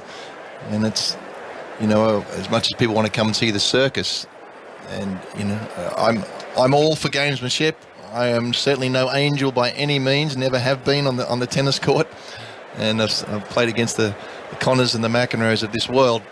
The other night was out of control, and we want to see Nick, blend it, do a little bit, get a bit of temper, get it out of your system, and get on and play this magnificent tennis that he's playing. It's a joy to watch when he's playing well, but he's made quite a few errors from the back of the court. His footwork's not quite the same, but we'll see what happens. This is a very important third set here. Nakashima cannot afford to put a sloppy game in like he did in the last set. Absolutely. I think Pat summed it up perfectly there, Tony. What is about to come in this third set will be very telling in the course of this match. Yeah, looking forward to it. Back to the tennis very shortly. Let's head off to the cricket, though. And Ellie, no offence, Ellie, but how lovely not to have heard your voice recently, because that means... Tony. Yes. No, but that means there's hopefully England have not lost a wicket. No, absolutely not. They're going really well at the moment. They are 63 without loss. The target is 378, so it's still quite a way away. But Zach Crawley and Alex Lees have set off at a pretty good lick. In fact, their opening partnership of 50 came in just 9 overs. Quickest time at the quickest target. Sorry, let me try and get this sorted out. The quickest 50 partnership by an opening pair since 2012. You can tell I'm not Andy Zaltzman, can't you? 63 without loss then. Lees is on 40, Crawley is on 22, and that positive approach espoused by Brendan McCullum and Ben Stokes, rubbing off from top to bottom of this England team. They're 63 without loss. They need another 315 runs. Cheers, Ellie. Thank you. Back to the tennis. Let's head to court 3. Ali Mitchell's watching there. Well, Jamie Murray is going to have to come from a set down with his partner Bruno Suarez to keep his Wimbledon men's doubles title hopes alive, bidding for a place in the quarter-final. They've lost the opening set on a tie-break. It's been a really close encounter so far, but it was a double fault from Suarez, which handed John Peers and Filip Polashek the mini-break. And Murray and Suarez were never able to recover. We're 1 game all with serve in the second set, but Murray and Suarez are a set down. Thank you, Al. It's going the distance on court number 2, David Law. Yeah, nearly 4 hours this one's been going on for now between Alex de Minaur of Australia and Christian Garin of Chile. First 2 sets went to de Minaur, but Garin hit back to win the next 2, 7-6, 6-4. De Minaur now has just come back from a break behind in the 5th as well. He's 2-1 up, and he's at 30 all on his opponent's serve. Cracking atmosphere, really is capacity, and anybody's guess who's going to end up coming out on top of this one. Cheers, David. Thank you. One of the things we've been highlighting day by day here at Wimbledon is kind of the lack of crowds, really, by any standards. Today is the exception, and that highlights everything we're talking about. Centre court is packed early on for Nick Kyrgios, but there haven't been, I feel, plainly, as many people here as there normally are. We've been discussing the reasons. Russell Fuller, our tennis correspondent, though, has more of an official answer now, Russell. Yes, the numbers bear you out, Tony. That's the first thing to say. If you look at the attendance for the opening Monday, it was 36,603, and they were pushing up towards 40,000. And on Friday and Saturday, they were actually just above 42,000, which is the official maximum. The reason why it's often more than 42,000 is that there is a ticket resale facility. So more than the 42,000 can actually be inside the grounds at any one time. But no doubt down on the crowds that we saw in 2019, the last time the championships were at full capacity, and in many of the years before that. So to try and get some answers, I've been talking to the All England Club's chief executive, Sally Bolton, and let's hear first of all why she thought there may have been fewer people coming through the gates this year.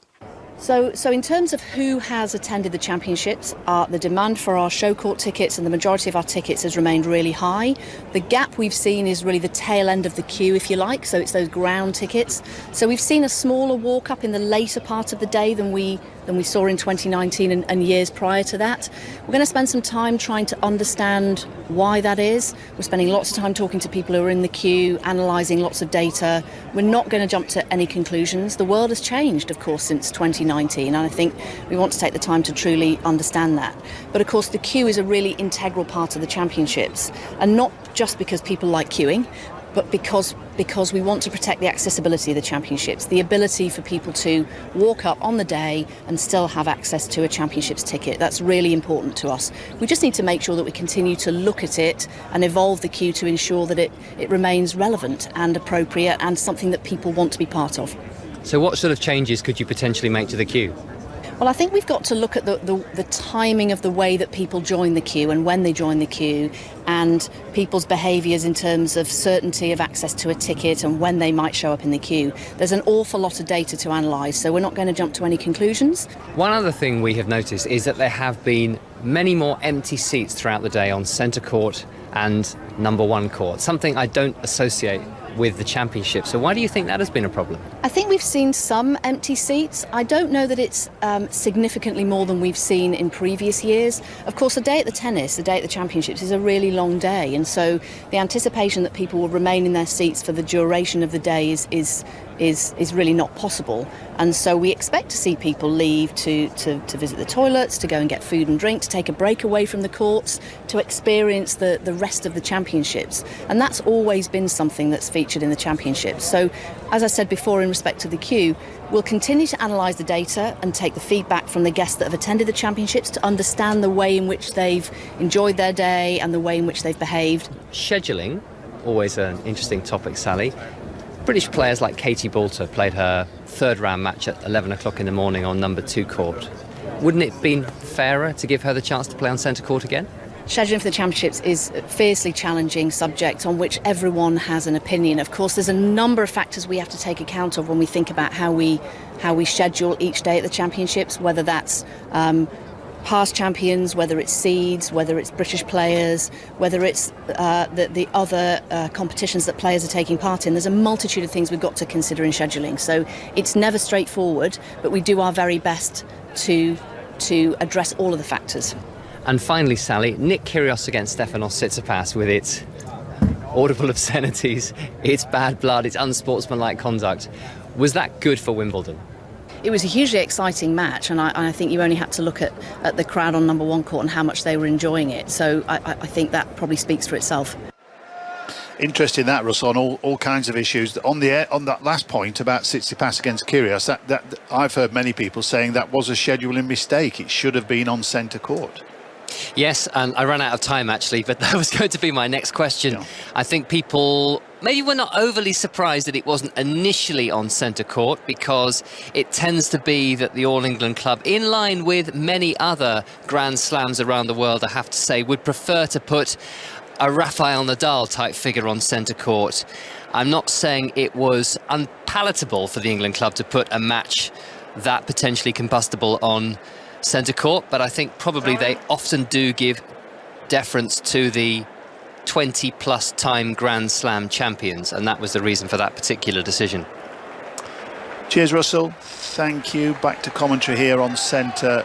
Jonathan, so you don't have to, I'm going to keep an eye on the Towel Mountains at either end of the court. They're now a foot high on at both ends. That Kyrgios, he's going for a world record. It's like at the cricket when they put all the pint pots into a beer snake, isn't it? I think another one goes on the pile at the other end.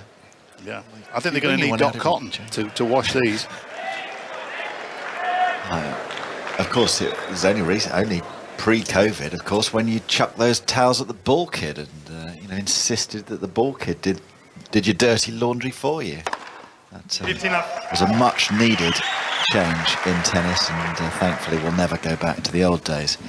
As Kyrgios is serving at 1-2 in the third set. It's going with serve. We are level at 1 set all in the match.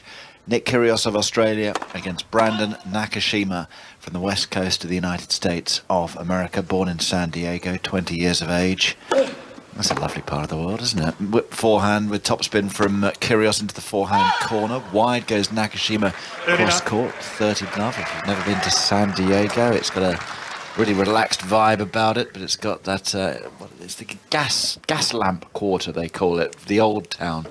Really atmospheric at night with these vintage lights illuminating the city centre. Ace from Kyrgios to go to 40 love. We did a lot of practicing private courts, of course, during the COVID thing, and there's Rancho Santa Fe. If anybody's been down that part of the world, it's something else. Easy put away from Kyrgios after a big serve, and that was a very simple service hold. 2 games all. Kyrgios doesn't seem to be bothered as much as he was an hour ago by that shoulder problem. The painkillers, as Naomi was saying earlier, they will kick in after a little bit of a delayed reaction, and that should help him for a bit. Of course, that brings with it its own dangers, of course, because that hasn't solved the injury. If there is an injury, he's playing through it, just unaware of the pain. I'm a big fan of just taking a bit of ibuprofen and getting on with it. I think it's Rafa that described it so well. He's not a player that's injured. He's a player playing with an injury, and we're going to get. It's such a full-on sport. You're constantly going to be playing with some sort of pain, whether it's muscular or bone or something. Yeah, it's quite rare to step onto a court completely injury-free, isn't it? For any elite athlete, I suppose, as Kyrgios goes for a passing attempt cross-court, and you can hear the cheers of the crowd, or the oohs and ahs anyway, as Hawkeye shows that it was wide. So it's Nakashima serving at 2-all, third set, 1-set-all, 15-love. Wide with the first serve. The line judge calls it wide. Kyrgios confirms it wide with his finger in the air. Second serve is too long, double fault. But we've seen this from Nakashima. He's brave with his second serves. That was 106 miles per hour. Well, there was a downfall in his game in the second set to have 2 double faults and missed a couple of forehands. Can't afford to do that now. Yeah, that was the third game. Wonderful return of serve from Kyrgios on the forehand. Follow-up forehand. He fancies this. Thinking about coming into the net. Drop shot from Kyrgios. It's into the net. I don't think it made the net. No, right down the bottom. I think you're right, Paddy. It just bounced just before it hit the net. It's a tough shot, the drop shot. You can have a lot of touch. You can pull it off most times, but I don't know if anybody can actually pull it off every time. But he really loves the huge undercut on the forehand, doesn't he? Which makes the ball go like an outswinger. Got that one wrong, though. 30-15. Nakashima serves. Forehand return is good from Kyrgios. Backhand onto the forehand wing of Nakashima, who's continuing with his ploy of going straight down the centre of the court. Kyrgios nets with the backhand and then rubs his shoulder like, more intently than ever before in this match. And he's just sagging his body over a little bit as if to say, how am I meant to win this match when my shoulder's hurting this much? We'll keep an eye on that. It could be that the effect of the pills are wearing off. Blocked return from Kyrgios. Game point Nakashima. Cross court Kyrgios. Slice at an acute angle from Nakashima. Into the net once more from Kyrgios. And Nakashima holds for a 3-2 lead in this third set. Nakashima leads 3 games to 2, third set. 1-set-all. Looks a bit of a worry to me. Yeah, look, I think the concern is, Nick's serving has kept him in this match. When in the rallies, Nakashima is winning majority of the rallies. Nick's made a lot of unforced errors, but he's, as in the men's game with some of the big serves, you can just hang in there with good serving until you get to the end of the. There's more towels coming out. They can't possibly pile up any higher. They're going to literally start spilling over onto the court in it. But I think he's grabbing a towel every change of end and bringing it down to those buckets down there. But yeah, so I suppose that's the concern. But Nick has got such an unbelievable serve that he can just hang in there. Well, he's rubbing it again at the change of ends. He was shaking his head as he walked back to his chair. He doesn't look out. He looks to me like he's able to play this match, as the physio is called once more for Nick Kyrgios, who's going to take a medical timeout to get further attention here. So we'll keep our eye on that as we head over to court number 1, and Taylor Fritz taking the court. Sarah Orchard. Yes, that's right. The 11th seed, Taylor Fritz. He's taking on the qualifier from Australia, Jason Kubler. But normally, all eyes will be on the 11th seed and how they're going. But there is something about this Australian with his backstory, with the injuries that he's had. Now at 29 years old and what seems to be an incredible comeback. He had 3 break points, Kubler. But Fritz is showing his class and he's brought it back to deuce. Watching alongside me is Miles McLagan. And Miles, you have to say there is something about Kubler that just attracts you as he brings up another break point. He's got a good-looking game. He's got lots of firepower, easy firepower on that forehand, and he does something a little different. been able to watch a couple of those matches. He sneaks forward, he gets to the net. He actually has just missed a really simple volley on that third break point. But I think, as you touched on, the whole story, the backstory of what he's gone through to get in this situation just creates that interest. Yeah, if you don't know, it's 5 operations on the left knee, 1 on the right. Another break point has just passed him by. We're going to be heading back to deuce here, but it's still the opening game of the first set here. Kubler against Fritz. Back to centre. And, via centre to court number 2, because this extraordinary 5-setter continues between Christian Garin and Alex de Minaur. What's happening, David Law?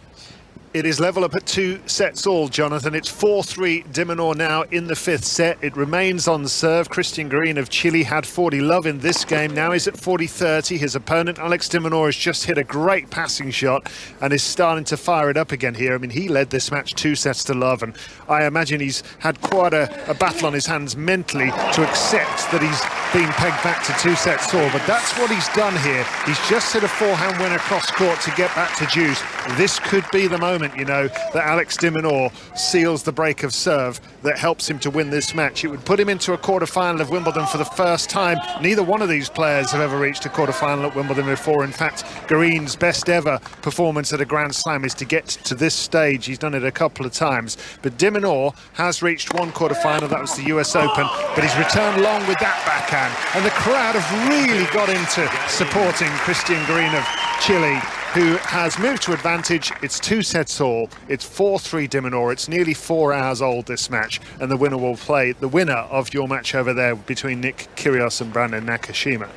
Yeah, I know some friends who are on court number 2 today, and they'd have turned up not knowing much about either Garin or de Minaur, but they are thoroughly immersed in that contest as it heads towards its 5th hour. Here on centre court, Nick Kyrgios is receiving a medical timeout, and the physio is now for the first time manipulating his right shoulder and rubbing some heat gel in, and hopefully that should help him a little bit. We shall find out in the exchanges that will follow this timeout. Nakashima just going through a few lunges just to keep himself warm. Let's head out onto the grounds here at Wimbledon, because Betty Glover is with some Kyrgios fans. Where are you, Betty? I am on Murray Mound or Henman Hill, whatever you want to call it, and I'm joined by... Canal, Bav, Chigs. Sabs. I just came to you as you were just drinking your Pimm's then. You are all Kyrgios fans, right? How are you feeling? Debatable. Debatable? How come? Well, we don't know. We're on court number 1 today, and we thought he might be there. No, he's on centre, mate. But that's because of the outrage. Well, there we go. What do you think? He puts bums on seats, great for tennis. Bloody good player as well, but maybe sometimes he's got to rein it in a little bit. Do you think he's good for the sport as a whole, though? Absolutely, 100%. No, I disagree.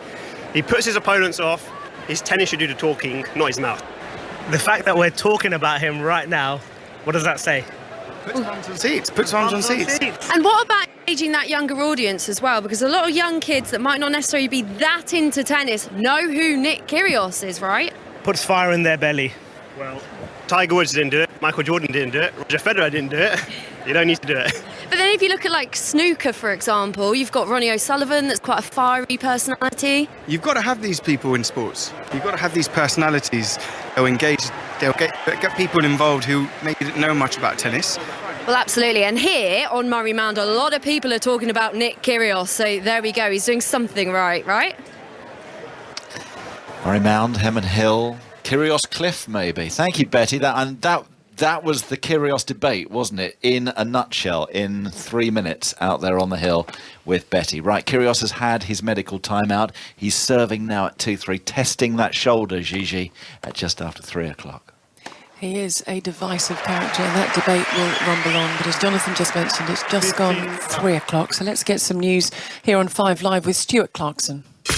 Listen on BBC Sounds. This is BBC Radio 5 Live. Thank you. Good afternoon. 2 people have been taken to hospital, one with serious injuries after an explosion at a block of flats in Bedford. Fire crews say the blast engulfed the 3-storey building and a large part of the roof collapsed. Adrian lives in the area and saw people jumping from windows to escape. I saw the debris flying everywhere and people just coming out of the building crying and just been really, really awful. It really has been a traumatic experience. Downing Street's admitted that Boris Johnson was aware of reports and speculation about the alleged sexual misconduct of the former Deputy Chief Whip Chris Pincher before he got the job in February. Mr Pincher has been suspended from the Conservative Parliamentary Party after complaints he groped two men last Wednesday.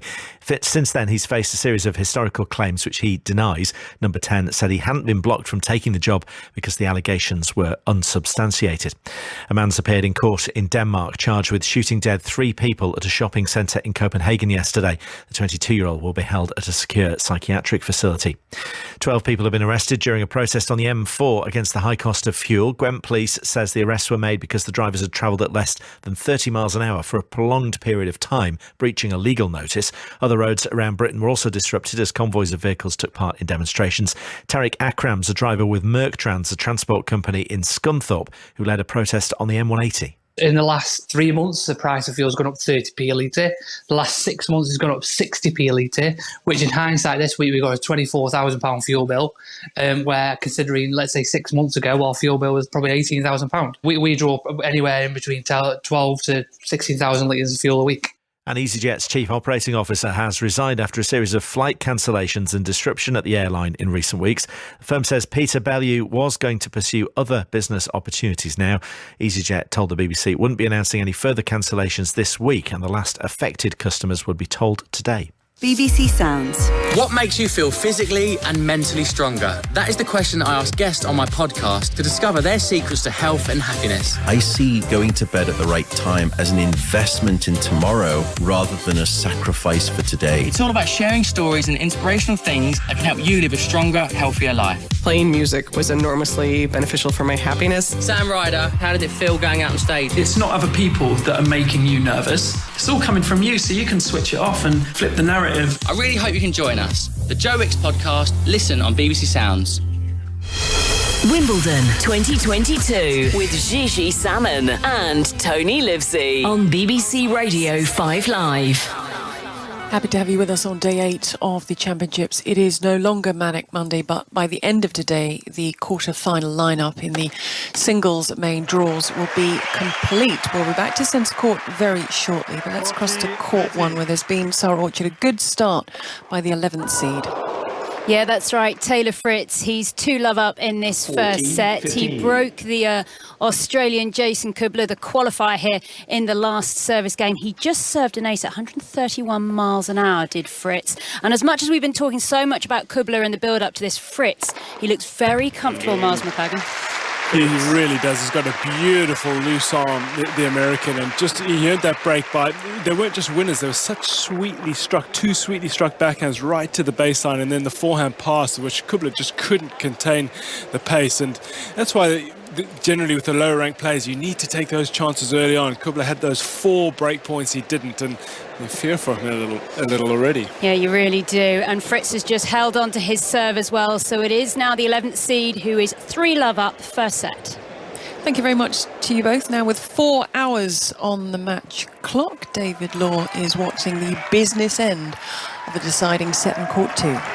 Yeah, Alex de Minaur is now a game away from victory and a place in the quarterfinals. He leads 5-4. It remains on serve in the 5th set. Christian Green coming out to try to level it up at 5 games all. Could Gigi be going to that 10-point tiebreak in a few minutes? And we'll be back with you if they do. And one result from today through to the quarterfinals. Elena Rybakina, the 7th seed, came through against Petra Martic. Back to centre court now, the middle part of what we've all said is a very important set of tennis being watched by Pat Cash, Naomi Brodie and Jonathan Overend. This is 1 set all, 3 games all here on centre court. Nakashima serving, 30-love at the moment. Neither man with a standout opportunity so far in this set. Kyrgios still flexing that right shoulder, which has bothered him since midway through the opening set. Nakashima serves, backhand return into the net from Kyrgios. Too good, says the Aussie as he walks across to the other side. 40-love to Nakashima. He's just struggling with the arm, Kyrgios. You could hear him a few points ago saying up to his box, the pain's just not going away. It's still staying here. Excellent serve. Return out of court from Kyrgios, and there was a little bit of a feeling of resignation behind that forehand return, and he's walking very slowly, Kyrgios. Back to his change now for the sit-down. He's talking to the umpire. What's he muttering? just keeping our eye on him because you don't want him to quit this match. Not on centre court, but he is really bothered by it, and the physio's running on once more. And of course it was the last changeover when he received all that manipulation. He can have attention on it now, but only during the regulation time of the sit down. Can't have another timeout for the same injury. Cedric Murier comes on, former umpire. He's the supervisor on this court today.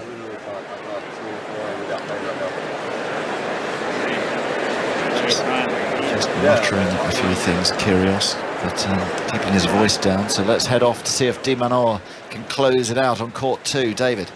Yeah, he'll need a break of serve to do it, Jonathan, but he started this service game pretty well on the Garin serve. It's 15-30, the man from Chile, who has fought all the way back from 2 sets to love down.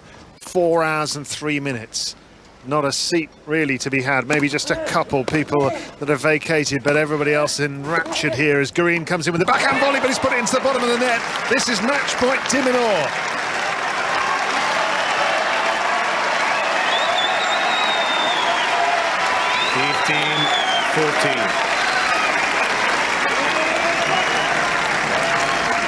What can Christian Garin do about this situation? 15-40 down he is. De Minaur, who has had to stomach losing a 2-set lead. Can he win it in 5? Hits his forehand block return, drifts it onto the baseline. Forehand cross-court Garin, who runs around again, swipes at a forehand that de Minaur gets his racket too, but he nets. First of 2 match points have been saved. And Christian Garin of Chile, who we think of as a clay court player because he's had some excellent results on that orange surface, that dusty, slow, high-bouncing surface, which is so different to the green grass of Wimbledon. But goodness me, has he played well at this tournament so far. He's in the last 16. He's fought all the way back from 2 sets to love down against a much more established grass court player, but it's match point de Minaur now. Forehand cross court by Garin. He's wrong-footed, de Minaur, who's on his back, and 2 match points have been saved, and Garin just won't go away.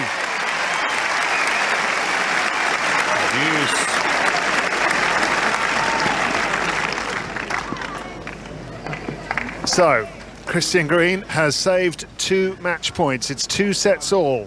He lost the first 2 sets, 6-2, 7-5. De Minaur's going to the umpire here. I think actually when he took that tumble just now, I think he injured his hand, Jonathan. Extraordinary scenes here.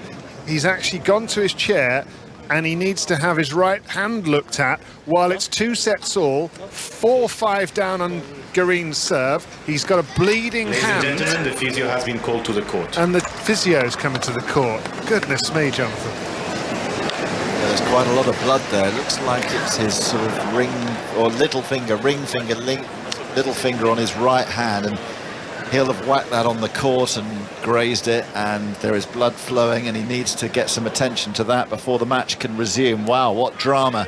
4 hours and 4 minutes on the clock. We'll be back with you there on court number 2 very shortly to see how de Minaur recovers from that, because of course it is his racket hand that could be nasty. 4 games all in the 3rd set here on centre court. Nick Kyrgios held serve to 15 confidently, certainly not looking like he was bothered by the injury, the shoulder injury, while serving.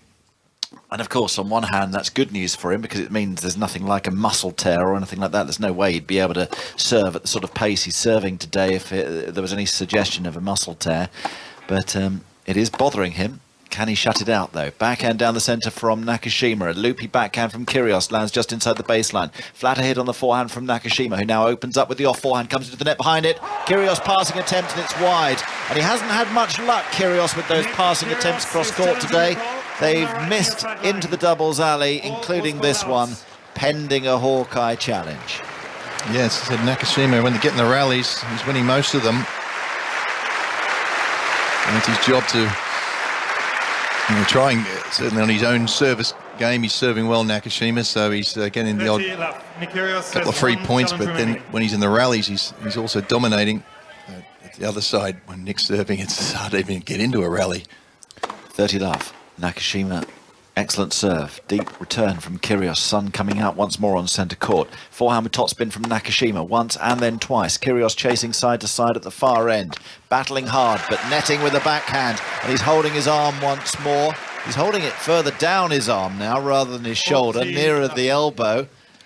40 love to Nakashima. Game points for a 5-4 lead in this third set, with the contest delicately poised at 1-set-all. Not quite as delicately poised as the de Minaur match, which is 2-sets-all, and de Minaur 5-4 up. Deuce, but having a medical timeout at the moment for a cut hand, having had 2 match points. You're going to have to tape it up, which is also a weird feeling when you all of a sudden put tape on your hand. Chop return from Kyrgios. Game point Nakashima. Long goes Nakashima. Late call, but definitely long. 40-15. 40-15. Would that affect his grip on the racket once that's taped up, Pat? Yeah. Certainly the feel of it, yeah. I mean, he'll still be able to hold the racket fine, but it's just different feeling, isn't it? You don't feel those taped up fingers. They normally put the tape on, you go out and have a practice with it and see if you like it or if they need to change it, but he's obviously not got the opportunity. Nakashima drives down the line, trying to close out the game. Backhand slice, but no, he's put that one wide, the American. And Kyrgios is in this game, and the crowd just raising the volume a little bit. They sense that with every point Kyrgios wins, returning serve, there's the chance of the break, which could see a rapid conclusion to this set. We're not there yet. It's still game point Nakashima. But Kyrgios closer on his opponent's serve than he has been for quite some time. 4 games all third set. 5 live at Wimbledon. Nakashima missing with the first serve. Long and wide. Second delivery. Kyrgios stepping right inside the baseline to return it with the backhand. Took it early down the line. He went. Good defence from Nakashima. Drop shot's not good enough from Kyrgios, and the game is over. Nakashima survives, leads 5-4, but that was an opportunity for Kyrgios because he'd set up that point with a big return. Just couldn't match it with the drop shot. 5-4 Nakashima, third set. Thank you, Jonathan. Straight back to court 2 in David Law, where the action, David, is back underway. Yes, and Christian Garin, who was 2 match points down moments ago, has levelled this 5th set at 5 games all now. We had that extended break, a medical timeout for Alex de Minaur to have that bleeding hand treated, and Christian Garin did look pretty miffed, actually, about being made to wait for so long, but what can you do? He had to get that treated, did de Minaur. Came out, though, did Garin, absolutely marmalised a forehand win across court, and it's now 2 sets all and 5 games all. What's the exact strapping that de Minaur, what have they done to the Australian, David? I think that they've put a little bit of, they sprayed it with something, I think, to sort of dry it up, and then they've put a bit of a plaster on the side of it, I think. He's quite away from me, but they've certainly sorted him out. I don't think there's blood flowing anymore. Okay, fantastic. We'll be back with you as and when to court number 1. How is Jason Kubler getting on, Sarah Orchard, after that fast start from Taylor Fritz? Yeah, that's right. It's Taylor Fritz, the 11th seed, who is a break-up. It's 4-1 in the first set to the American. However, Jason Kubler, the Australian qualifier, he's sticking in this. He really has been an exciting story throughout this Wimbledon Championship with him coming in. This is only his second Wimbledon at the 29 years of age that he is. 5 operations on the left knee, 1 on the right. He was a former world #1 junior at the age of 16, but those injuries have really sort of delayed him in everything he's managed to try and come back and achieve. So he's a bit of an Australian darling, but watching alongside me, Miles McLagan, it's all about Taylor Fritz, some beautiful net play that we've just seen, but also the big aces.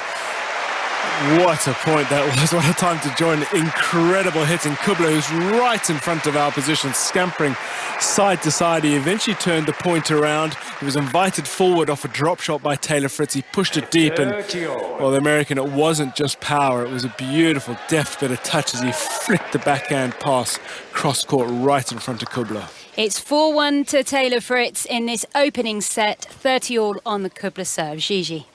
Thank you to you both. Now straight back to centre court, where Nick Kyrgios is serving to stay in set 3. Jonathan.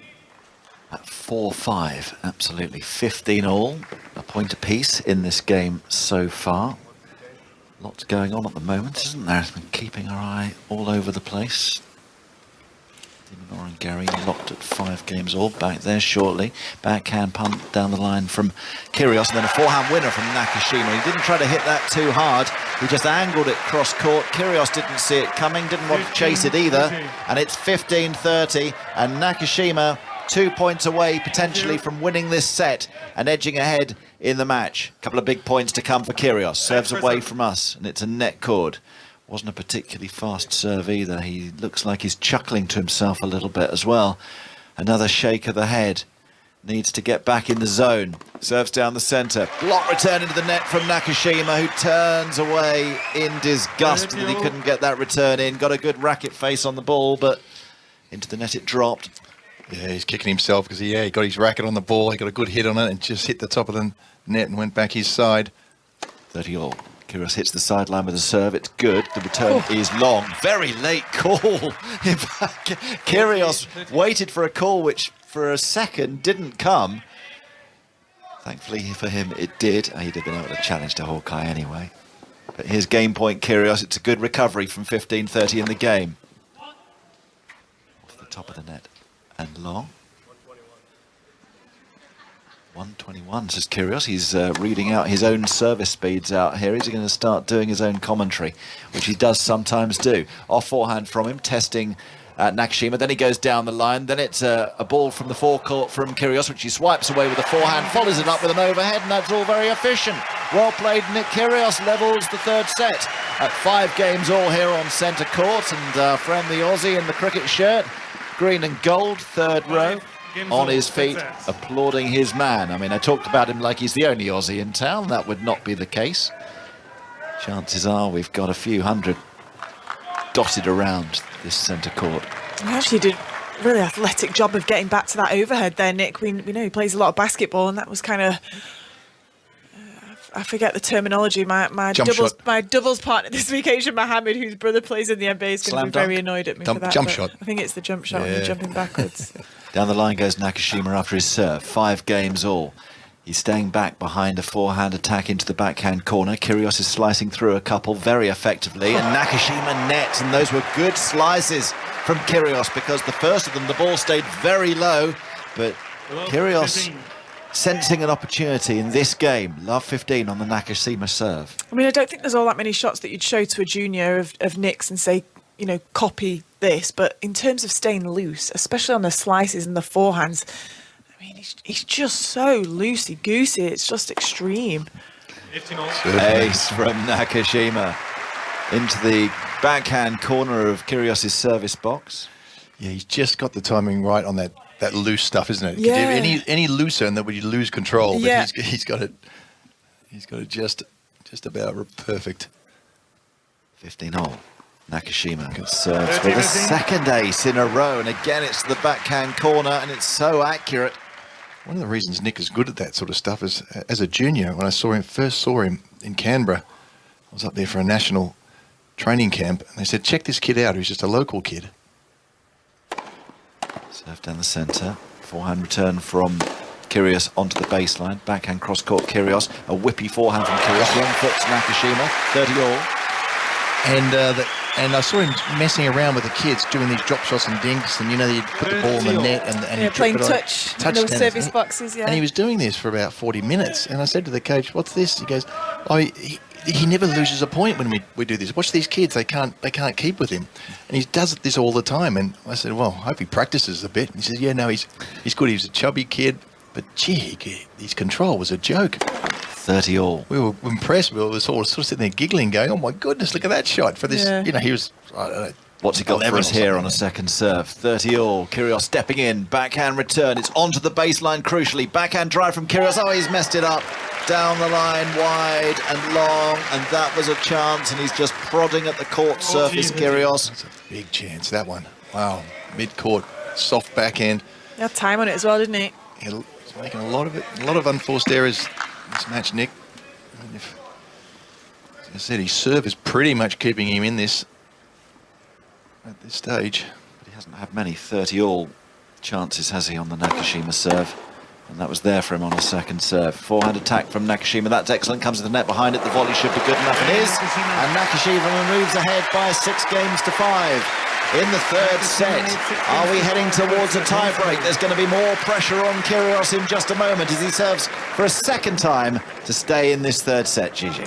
Thank you, Jonathan. Straight to court 2 and to David Law, where we might have a different sort of tie-break about to take place. Yeah, we could well have, because Christian Garin is serving at the moment at 5-6 down in the fifth set, and if he wins this game, we will indeed be going to a first to 10-point tie-break. One little interesting element to this is that Alex de Minaur has 2 challenges remaining. Christian Garin is fresh out of them. He's just missed a backhand that he wanted to challenge and realised he'd gotten on left, so he's going to have to get to the end of this match and win it the old-fashioned way if he's going to do so. Forehand volley away from him though to 30-15. He needs 2 more points to force that fifth set tiebreak.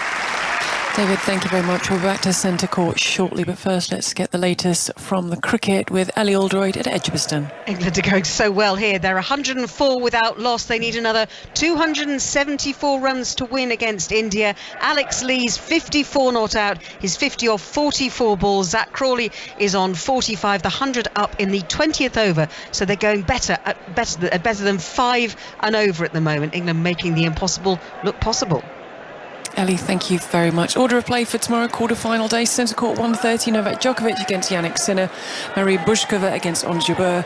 Number 1 court from 1 o'clock, Tatiana Maria against Jule Niemeyer. David Goffin against Cameron Norrie. Jonathan. So Nick Kyrgios serving to stay in the third set at 5-6. It's a set which has gone with serve, and very, very even this match. Tie-break probably the appropriate way to resolve things as Kyrgios hits the line with the serve. What a tie-break we saw yesterday, particularly in that Sinner-Alcaraz match. I mean, that will live long in the memory, that tie-break which eventually, finally concluded 10 points to 8 in Alcaraz's favour. Backhand turn wide out of court from Nakashima, so it's 30-love. Kyrgios, his serve is holding up really well out here. For me, I always say fortune favours the brave in the breakers. You know, the bigger hitter's the one who's willing to take that bit more risk as you're getting tight. Kyrgios serving at 30-love. Oh, fizzes down the centre. 126 miles per hour, so accurate. Nakashima lunges across, can't even get a frame on it. And now, game point to take us into the centre court tiebreak. Missing with the first serve. He might try something loose here with the second serve. It's 40-love after all. Breeze just gets up a little bit. Kyrgios fires it into the backhand corner. Return is good. Nakashima, it stays low on him and it's awkward, and he mishits cross court. Love service hold from Kyrgios. It is 6 games all. It will be a tie-break. And whoever wins it will be 1 set away from the Wimbledon quarter-finals. Who are you calling for this one, Pat? Do you agree is fortune favouring the brave in the breakers? Or normally, but Brandon's not that sort of player. He's the one that just really tightens up his game and doesn't make any mistakes, and plays, you know, lets the person get a little nervous, and that's sort of the Roger Federer aspect to it. It's like, I'll just play good, solid tennis, and you'll get nervous in the tiebreaker trying to beat me. So Nakashima serving first in the tiebreak. First serve into the net. You've also got the decisive tiebreak on court 2 now, David. Yes, because a Christian Garin forehand has been called in. So it's 6 games all, and it's a 10-point tiebreak. So first to 10 points to decide that final set tiebreak. First to 7 points to decide this regular tiebreak here on centre court. Nakashima wins the opening point. A backhand slice has gone into the doubles alley on the backhand wing from Kyrgios. Perfectly executed slice that from Nakashima. Barely scraping above the net. On a grass court, it means it's going to stay so incredibly low, even more so than on any other surface. Another excellent tiebreak from yesterday was in the Jabeur-Mertens match. I didn't see it myself personally, but I hear it was an absolute treat as Kyrgios goes down the line with the forehand. Backhand into the backhand corner of Nakashima, who's played so well out here. You know, a young man who could have been overawed by the occasion, but he's risen to it. Forehand from Kyrgios onto the backhand of Nakashima. Backhand from Kyrgios into the backhand corner. There'll be nerves behind these shots, but they're solid, both men at the moment. Backhand from Nakashima, down the line, wide. Ooh. He went for a winner, and that is a little bit of a break from the norm from Brandon Nakashima, who's been so solid going down the centre of the court. 1-all. One of his best shots that he hasn't used a lot today. backhand on the line. He's kind of had a big reputation on the tour. He's quite happy to rally across the Kyrgios backhand then, knowing that he could at least stay in it. Next forehand, as you know, can just slap a winner. So 1 point all. Another Kyrgios service point to come. Ace down the centre, 2-1 he leads. And that's the frustration for Nakashima, that he knows that he may only get into 1, perhaps 2 points played on the Kyrgios serve in this tie-break. And to have that chance to get a mini break so early, could it be costly? 2-1 Kyrgios. Balls fly up to this end, the royal box end. Drama on centre court yet again. Some big matches over the last few days in this arena. Drama that will be familiar and will no doubt please the great actors invited into the royal box today, including Sir Ian McKellen and Sir Mark Rylance. Oh dear. Double fault from Nakashima. I think Pat could kind of see it coming, and Kyrgios edges ahead 3-1 in the tiebreak. He went for a big second serve, probably just over-pressing a little bit on the second serves. He's had some good success with them. Nakashima serves 1-3, turns into 2-3. The return from Kyrgios way out of court, but Nick now will be infused by the fact that all he has to do is hold his serve from here. 3-2. We'll have a change of ends after this point. Head back to court number 2, where the decisive tiebreak, the first of 10 tiebreak at 2 sets all, is underway in the Garin de Menor match. Can Kyrgios move 4-2 ahead, or has Nakashima got something to surprise him and level this tiebreak? No, it's an ace from Kyrgios. 4-2 at the change of ends in the third set tiebreak. So here's David Law on court number 2. 2 sets all, 6 games all, 2 points all in the 10-point tiebreak here after 4 hours and 23 minutes. It's Alex de Minaur serving. They're just going toe-to-toe, back and forth, passing shots, lobs, smashes, volleys. It's got everything, this, and it's 2 points all. Well, Kyrgios with the lead, and with one more service point to come as well.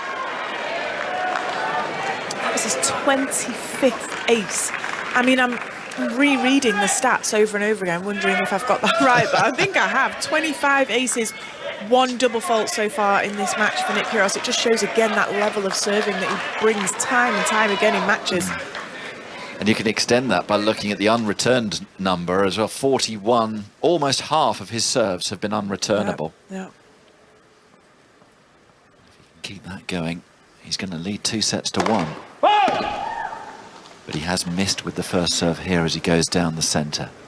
Second serve. Nakashima supporters will be willing him to get into this point. Oh, it was a huge second serve. It was a monster from Kyrgios. 120 miles per hour second serve. And he moves ahead 5-2 in the tiebreak. Balls fly back up Nakashima's end of the court, and he has to win these points. David, what's happening? First mini break has gone the way of Cristian Garin of Chile, the man who came back from 2 sets to love down. He's 3-2 up in this 10-point tiebreak with a backhand on the line winner. Nakashima serving at 2-5 in the tiebreak. Here it comes towards us, into the net. Kyrgios will fancy this now. I wonder whether we'll get a reaction from Kyrgios at the end of this set. He's been very restrained in terms of his emotions. Backhand winner! Kyrgios, set point, 4 of them. It just was into the sweet hitting zone. Nakashima, who's been brave with his second serves in this match, just plopped it in. Kyrgios was all over it. And now 4 set points. Kyrgios close to being a set away from the quarters. Nakashima serves. Forehand return. With cross court from Kyrgios. He's turning it up. Are we getting any emotion? Come on, Nick. Give us something. Give us something. No, interesting. Business head on as Kyrgios sits back on his chair. 2 sets to 1 in the lead in this 4th round match at Wimbledon. Naomi. 2 absolute rocket returns, absolutely unbelievable into the tiebreak there. I mean, the first one, the backhand down the line, that's such a tough return to hit over the higher part of the net. And the second one, I mean, it's a fantastic first serve from Brandon Nakashima. He's gone out wide on the deuce side, which on a grass court is so tough. It's sliding away from you off the grass, and Nick's just beat him back on the angle, back cross court. just unbelievable. Again, as I said, fortune favours the brave in these breakers. Very much, Stu. We'll be back with you very shortly. We're also going back to court 2 as that tie-break develops there. But at the time now, 3:33, here for you some news with Stuart Clarkson. Listen on BBC Sounds. This is BBC Radio 5 Live. Thank you, Gigi. 2 people have been taken to hospital with one seriously injured after an explosion at a block of 20 flats in Bedford. Fire crews say the blast engulfed the 3-storey building. A large part of the roof there has collapsed. Downing Street has admitted Boris Johnson was aware of reports and speculation about allegations of sexual misconduct of the former Deputy Chief Whip Chris Pincher before he was given the role in February. Mr Pincher has been suspended from the Conservative Parliamentary Party after a complaint he groped 2 men last week. He's since faced a series of historical claims which he denies. The BBC has revealed that a historic complaint against the former Radio 1 DJ Tim Westwood had previously been referred to police. The complaint is one of 6 the corporation now says it received about alleged bullying or sexual misconduct. Mr Westwood denies the allegations, and 12 people have been arrested during a protest on the M4 against the high cost of fuel. Gwent Police says those detained were driving at under 30 miles an hour for a prolonged period of time, breaching a legal notice. There have also been protests elsewhere across England and Scotland. F1. Carlos Sainz in his 150th Grand Prix took his first ever pole position, started on pole, and he wins his first ever race in Formula 1 at Silverstone for the British Grand Prix. The Scarlet Red Ferrari crosses the line in front of Red Bull's Sergio Perez, and it's a home podium for Lewis Hamilton in third. This time, it's personal. F1. Get reaction and analysis from the British Grand Prix with 5 Live's Checkered Flag podcast. Yes! We did it! Yes! Available now on BBC Sounds. Wimbledon 2022 with Gigi Salmon and Tony Livesey on BBC Radio 5 Live. 4th set on centre court is underway. We'll be back here shortly, but let's have a look at how things are unfolding on court 1 when a set is done with Sarah Orchard. Yeah, the 11th seed Taylor Fritz has taken the first set against the Australian qualifier Jason Kubler 6-3, and Kubler's just gone off court for a little bit of medical treatment. He's also asked to have some of his rackets restrung to a certain tension, so there's going to be a bit of a delay here before we get back underway, but it's Fritz who is one lover. Thank you very much, Sarah. Now to the we're going to go to court 2 very soon, but there has been Ellie Alderweireld a wicket at the cricket. Yes, just before the tea break as well. England 107 for 1. Zach Crawley is the man out, not playing his shot to Jasprit Bumrah and seeing the top of his off stump taken off. He was out for 46. Alex Lee's still there on 56. This was England's fastest ever opening century partnership in Test history in 19.5 overs. But Crawley is out. Ollie Pope is the new batter. 4 minutes to tea. England 107 for 1. They need another 271 more to win this Test match. Thank you very much, Ellie. And you can find the cricket over on Sports Extra. Now, I teased you about going to court number 2, which is where we're going to head now, when it couldn't be any closer, David Law, in this deciding tie-break. No, it couldn't. 2 sets all, 6 games all, 5 points all. Green did lead it by 5 points to 3. But you know what I said earlier on, that he'd run out of challenge. Well, he did get an extra one for the tie-break. He wasted that as well. And then a ball went very close to the line from de Minaur. It was called in, and Green just put his hands on his head and knew that he wasn't allowed to challenge it. So, Green leading those 6 points to 5. It's going with serve in this 10-point tie-break. Also must be leading by a clear margin of 2, like the normal tie-breaks in that regard. This is a new development for this year, that they're playing a 10-point tie-break at all the Grand Slam tournaments at 6 games all in the final set. 3rd set in a women's match, 5th set in the men's matches, and all the way through the tournament as well. As a double fault is hit into the net by Alex de Minaur, and he's stomping back towards his chair. He's 7 points to 5 down now, and de Minaur, who led this match by 2 sets to love, could this be a capitulation that will really hurt? Because this guy has been trying to get to Wimbledon's quarterfinals for years, and he hasn't done it yet. This is a golden opportunity. He beat Liam Brody in the previous round in 3 sets. But Christian Garin of Chile is a little warrior. And here he comes, changing ends.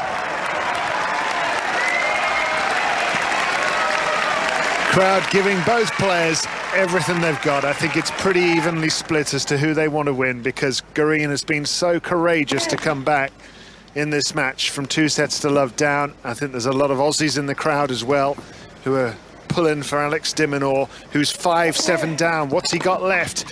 First to 10 points. Here's a backhand chip down the centre by Garin, and moves to his right and whips his forehand cross court. He's hit the sideline. Now he'll hit a backhand behind it, but so quick is de Minaur to get back in position, but he's lofted a forehand long, and now there's a 3-point gap between the two players. 8-5, Garin. Well, if Alex de Minaur doesn't win this match, it is gonna hurt. He's had the chances. He's had the very good lead. But on the second match point that he had, he fell and had treatment towards the end of that 5th set. And then Garin won the next 2 points from Juice and kept it rolling. He serves down the centre, does Garin. He's 8-5 ahead in the tiebreak. He needs 2 more points. In comes de Minaur with a backhand volley. And it's long. It's match point to Garin.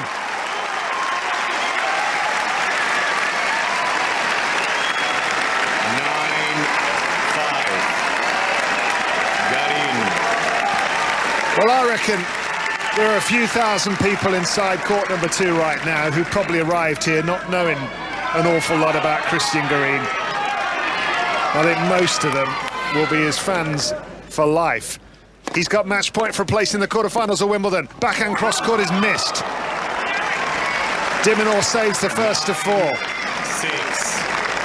And that was against the Garin serve. So now de Minaur gets 2 serves of his own.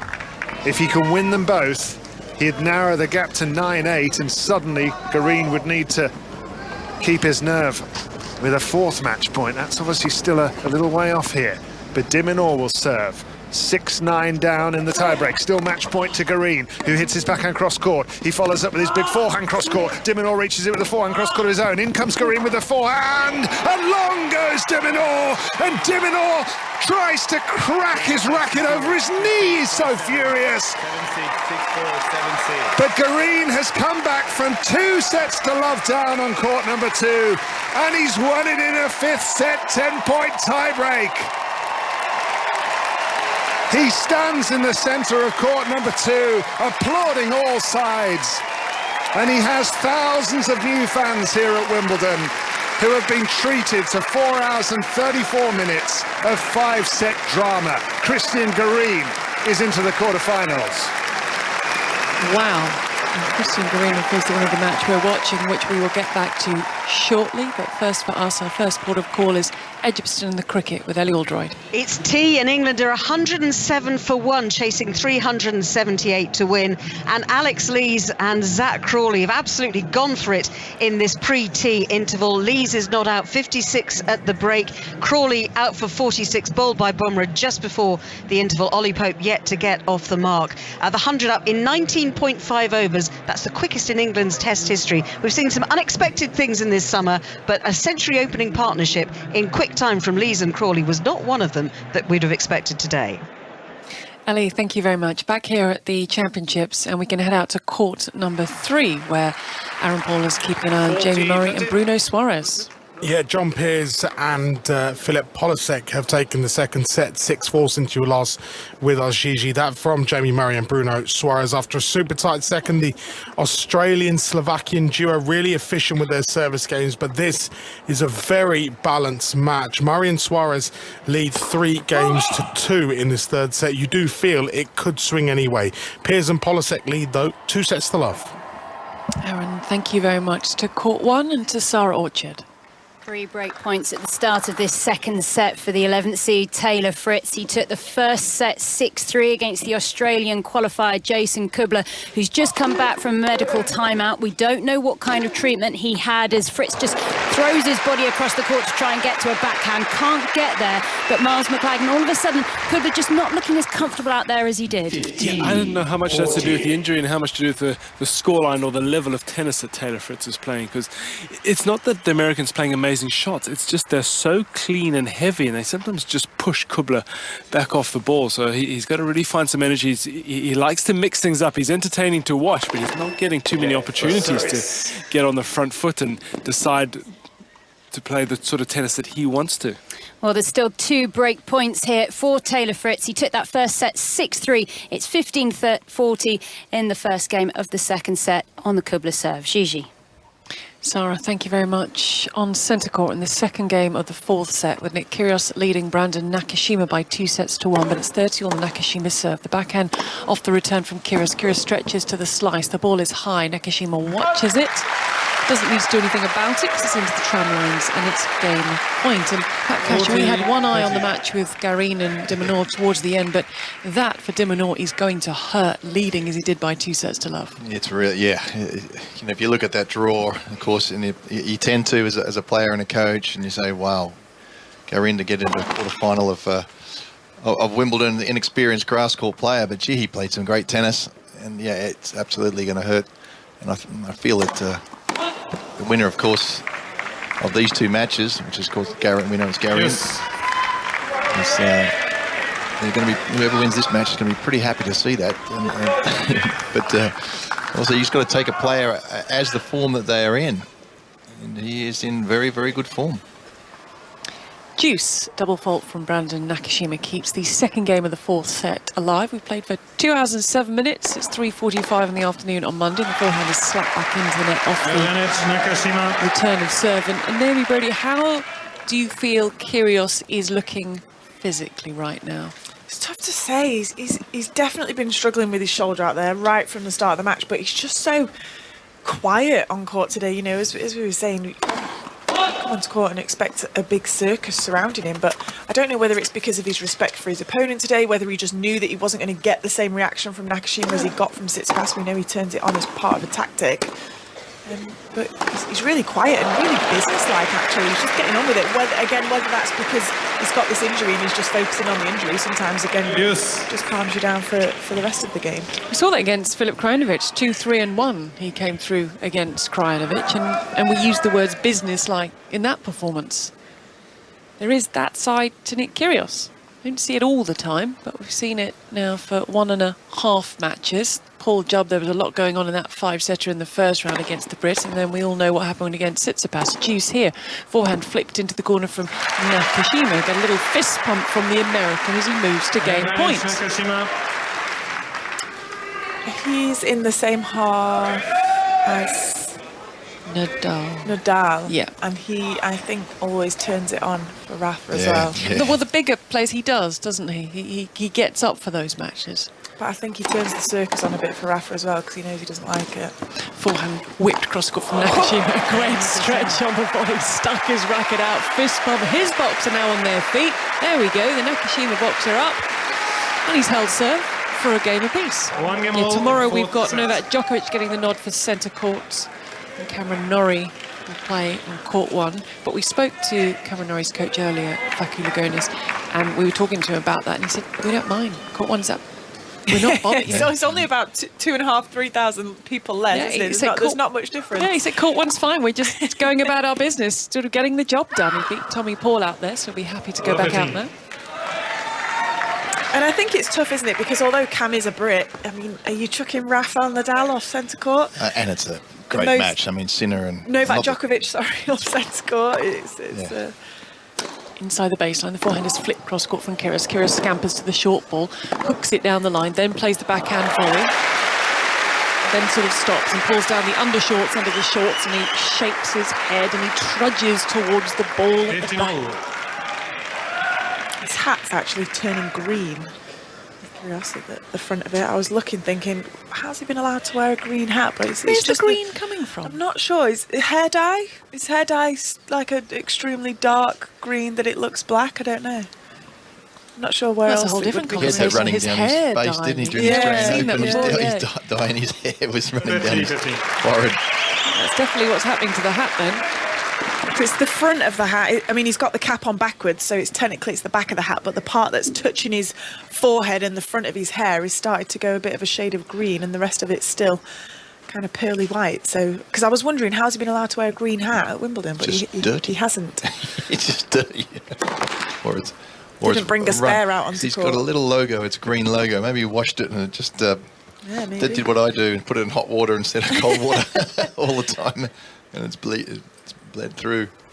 30-15, third game, fourth set. Kyrgios leading by 2-1 to finish off the point from inside the baseline, but snatched at it, and it ends up in the net. Just pulling down those undershorts, like cycling shorts, and adjusting his top, taking the baseball cap off. Look up, now he'll have a ball, and he'll have another ball. He might have another ball. He's going slower, isn't he, than he was in the first set, when it was, as we were saying, Nakashima was going to have to walk onto the court prepared to kind of hold him up and slow stuff down. But I mean, Nick's slowing the match down himself now. Maybe just a sign of a bit of fatigue starting to creep in. Well, he's run down the serve clock. That was the full 25 seconds he took the 2 points, and then needed a split second to ace down the tee. One of the matches I saw him in Cincinnati, he absolutely exploded. It's the fact that he was slow on a couple of points. He got a point.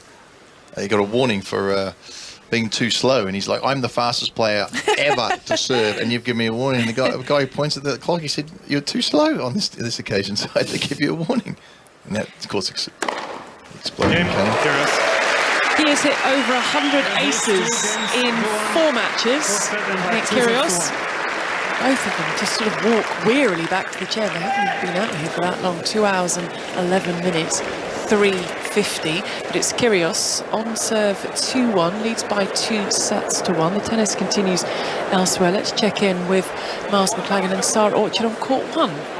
Yeah, thanks, Gigi. Taylor Fritz, the 11th seed here. He's a set-up and a break-up now in the second. 2-love in the second set against this Australian qualifier, Jason Kubler. But please forgive me, I'm not going to talk about the tennis. I'm going to talk about our match umpire, Mohamed Layani, because he's having secret whispers around the court with all the lines judges, and he keeps on having these little internal conversations with himself. I keep thinking that Miles is giving me sort of like quiet messages, and I keep turning around and realising it's not him, because we have these microphones on court turned up. It is a little bit distracting, isn't it, Miles? And you're wishing that I hadn't brought your attention to it, aren't you? It's customary for the changeover for the umpire to just give any of the line judges who've made a good close call or maybe made a mistake a little nod of encouragement, but Mohamed's constantly on it, isn't he? But he does have this sort of whispering mantra that's constantly like talking as though he's trying to keep himself awake, perhaps.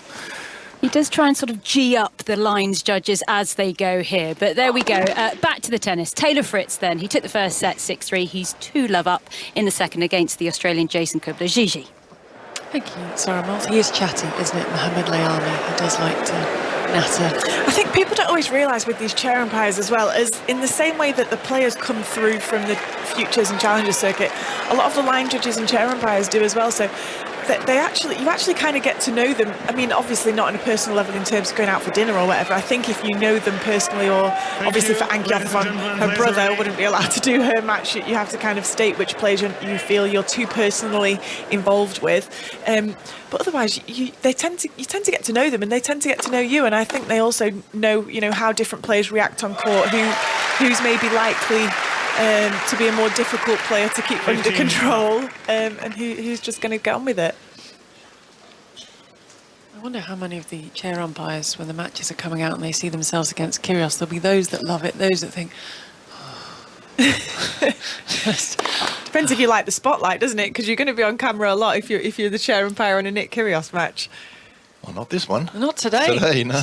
Just cracking up. Well, there is still time, but so far so business-like. The stretch on the double-hander backhand from Nakashima. It's then bunted long from Kyrgios, who shrugs his shoulders, and the sun shining down onto the spectators here at centre court, isn't it? And we said early on, this is the busiest we've seen it from the first match in the whole tournament. It's one of the warmest days as well, isn't it? As we said, we've had one lady that's been taken off court ill, just maybe getting overwhelmed with the heat. It's tough when you're sat in one spot. If you are coming to the championships this week, the temperatures are going to get hotter and hotter, so sun cream, sun hats. And take some water on court with you as well, yeah. Serve down the tee from Nakashima. It's blocked back, it lands in. Nakashima just overcooks it on the forehand. I just had to check my app to see what the temperature is. What is it? 24 degrees. You call that hot? Yes. Okay, sorry. It's the sun that's hot though. It's not the actual air temperature, but it's the sun. We were up on the balcony this morning, and Jill Krabas, who's from California, had to sit off her chair to try and find a bit of shade because even she was struggling. Yeah, no, Pat, this is hot.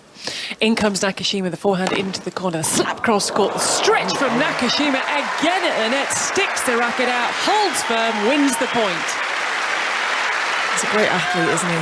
Nakashima, not only moving around the back of the court, but his movement there when he's up there at the net, it's like full stretch. Not quite the dive, but... No, he's got very good anticipation. Very good anticipation. And it's something he's worked on, is that speed. Game points for 2-2 in the fourth set. First serve into the net from the 20-year-old, who's sitting at his career high ranking just outside. He's 56, career high 54, so making his way in the tennis world. Too deep from Kyrgios, and that's a hold to 15. Well, Nakashima, as the towel piles mount up, at the end of the set, someone's doing an awful lot of washing from this court. They took them all away, but Nick Kyrgios is using every change a new towel. I don't know particularly why. I think it's just become a bit of a habit of his, hasn't it? Some players obviously sweat more than others, but I don't think he's not one of those. Profusely sweating in terms of the towels soaked after 2 games that he needs a new one. I think it's just superstition. Kyrgios has the 2 balls, tucks one in the left-hand pocket, twiddles the racket in the right hand. Kyrgios, now 27 years of age, serves down the tee, the stretch on the backhand, the ball will sit up and short, and Kyrgios can pick his spot and pop the ball away and take the first point of game 5. 15 up. I barely remember going. I'm a massive sweater, but I barely remember going for a towel. It just wasn't something we did. I used to have a little hand towel. I used a hand towel on my to wipe my hands down because hot conditions, every point I was slipping. Serve down the tee, snap back through the middle of the court, whipped into the corner of the forehand from Kyrgios, goes back to the forehand wing of Nakashima. More air under that from Nakashima, who's standing firm with his forehand, but gives Kyrgios a short ball. He goes on the angle on the forehand, Kyrgios. Kyrgios then goes drop shot. Here comes Nakashima with the backhand slice, and it's back up the line, but it's a miss from Kyrgios. That's great play again from Nakashima. Very makeable passing shot. He's being consistent today from the back of the court, Kyrgios. When you get into the rallies, Nakashima's coming out on top most of the time. He just can't get into those rallies on Nick's serve. He just continues to serve so well. Look up from Kyrgios as the breeze is blowing his white top. Low bounces the ball, coming up to just above ankle height. Now he winds up the 6'4" frame and serves down the tee, and the backhand sits up for Kyrgios to push deep off the forehand side. Then he plays a drop shot, disguise on that. Wasn't quite sure Nakashima what was coming before it was too late. 30-15. Just feel right now Nick's teetering on the edge of his focus a bit. We're just starting to see a few shots in this game where he really jumps off the floor. He's putting the drop shots in. He's disguised that one, jumping off the floor and then going to the drop shot. We've seen about a set and a half, 2 sets of like really business-like, simple tennis from the back of the court. But I think he's just starting to get a bit fed up now. He needs a bit more creativity. Maybe. Misses the first serve down the tee. The ball girl scurries out to collect, scampers back into position because Kyrgios is ready with the second serve at 30-15 and 2 on the centre court. The forehand drifts long. Game points for Australia. 40-15. Well, the crowd are just politely applauding. Nakashima's just moving from side to side doing his job. There's, for Kyrgios, this is flat. There isn't the energy, and he's not giving them that much to feed off right now. He's just going about and getting it done as he aces out wide. Discards the spare ball, walks back to his chair, as does Nakashima, and on we go. 3-2, fourth set. Kyrgios leading by 2-1, and it looks like it's one-way traffic at the moment on court number 1 with Taylor Fritz being watched by Sarah Orchard. Yeah, thanks, Gigi. It's Fritz who took the first set 6-3. He's a double break-up now in the second. He leads 4-love. It is 30-love on the Kubler serve as he tries to just get one game on the board in this second set. Of course, Kubler, he's this Australian qualifier, only his second Wimbledon. The last was 2011 because of the injury story he's had. 5 operations on the left knee, 1 on the right. You do just feel maybe he's really met his match, hasn't he, Miles McLagan? Quite possibly all the matches he's played, maybe a little bit of fatigue setting in, a tough match against Jack Sock in his previous round, but Taylor Fritz continues to impress. It's so clean as he does send a backhand on a rare backhand miss and Kubler gets a game on the ball, but Taylor Fritz really in cruise control right now. Yeah, very comfortable for the 24-year-old American, an 11th seed who leads here 6-3, 4-1. Thank you to you both. And now to a Brit who's in action on court 3, being watched by Aaron Paul. Thank you, Gigi. Piers and Polasek lead 2-1 here, but Jamie Murray and Bruno Suarez have held serve to make it 5-4 in the third set. Really friendly vibe on court between these two pairings, but Jamie Murray pulling out some great returns to hold serve earlier on and keep this tie going. Piers and Polasek leading 2-0 here in the third set. Murray and Suarez 5-4 up. Aaron, thank you very much. Just to mark your card, about 6-6 this evening, which will follow Rafa Nadal's match. Now, Nadal is third on centre, because following this we have Paula Badosa against Simona Halep, and John McEnroe will be joined by Tim Henman and Marion Bartley. We've got Elise Cornet and Isla Tomljanovic who've just taken to court number 2. We'll have updates on that. We'll keep you across absolutely everything as we get underway with the 6th game of the 4th set. 15-love. Brandon Nakashima, his best result this year, a couple of quarterfinals, Sydney and on the grass at Hertogenbosch. Looking for a first Grand Slam quarterfinal here at Wimbledon, but it's Kyrgios who leads by 2-1. The backhand down the line from Nakashima, who scampers the forehand side, goes cross-court into the forehand of Kyrgios, who goes onto the sidelines, but Kyrgios misses wide. 13. Yeah, under control well, Nick, because there's a lot of unforced errors. I think almost double of what Nakashima's done, but he knows that if he can just keep his head together, that he'll get through this match and be successful. And we've been saying that for a few years. Looking for his second Wimbledon quarter-final, his first back-on debut in 2014. Looking for his third Grand Slam quarter-final overall.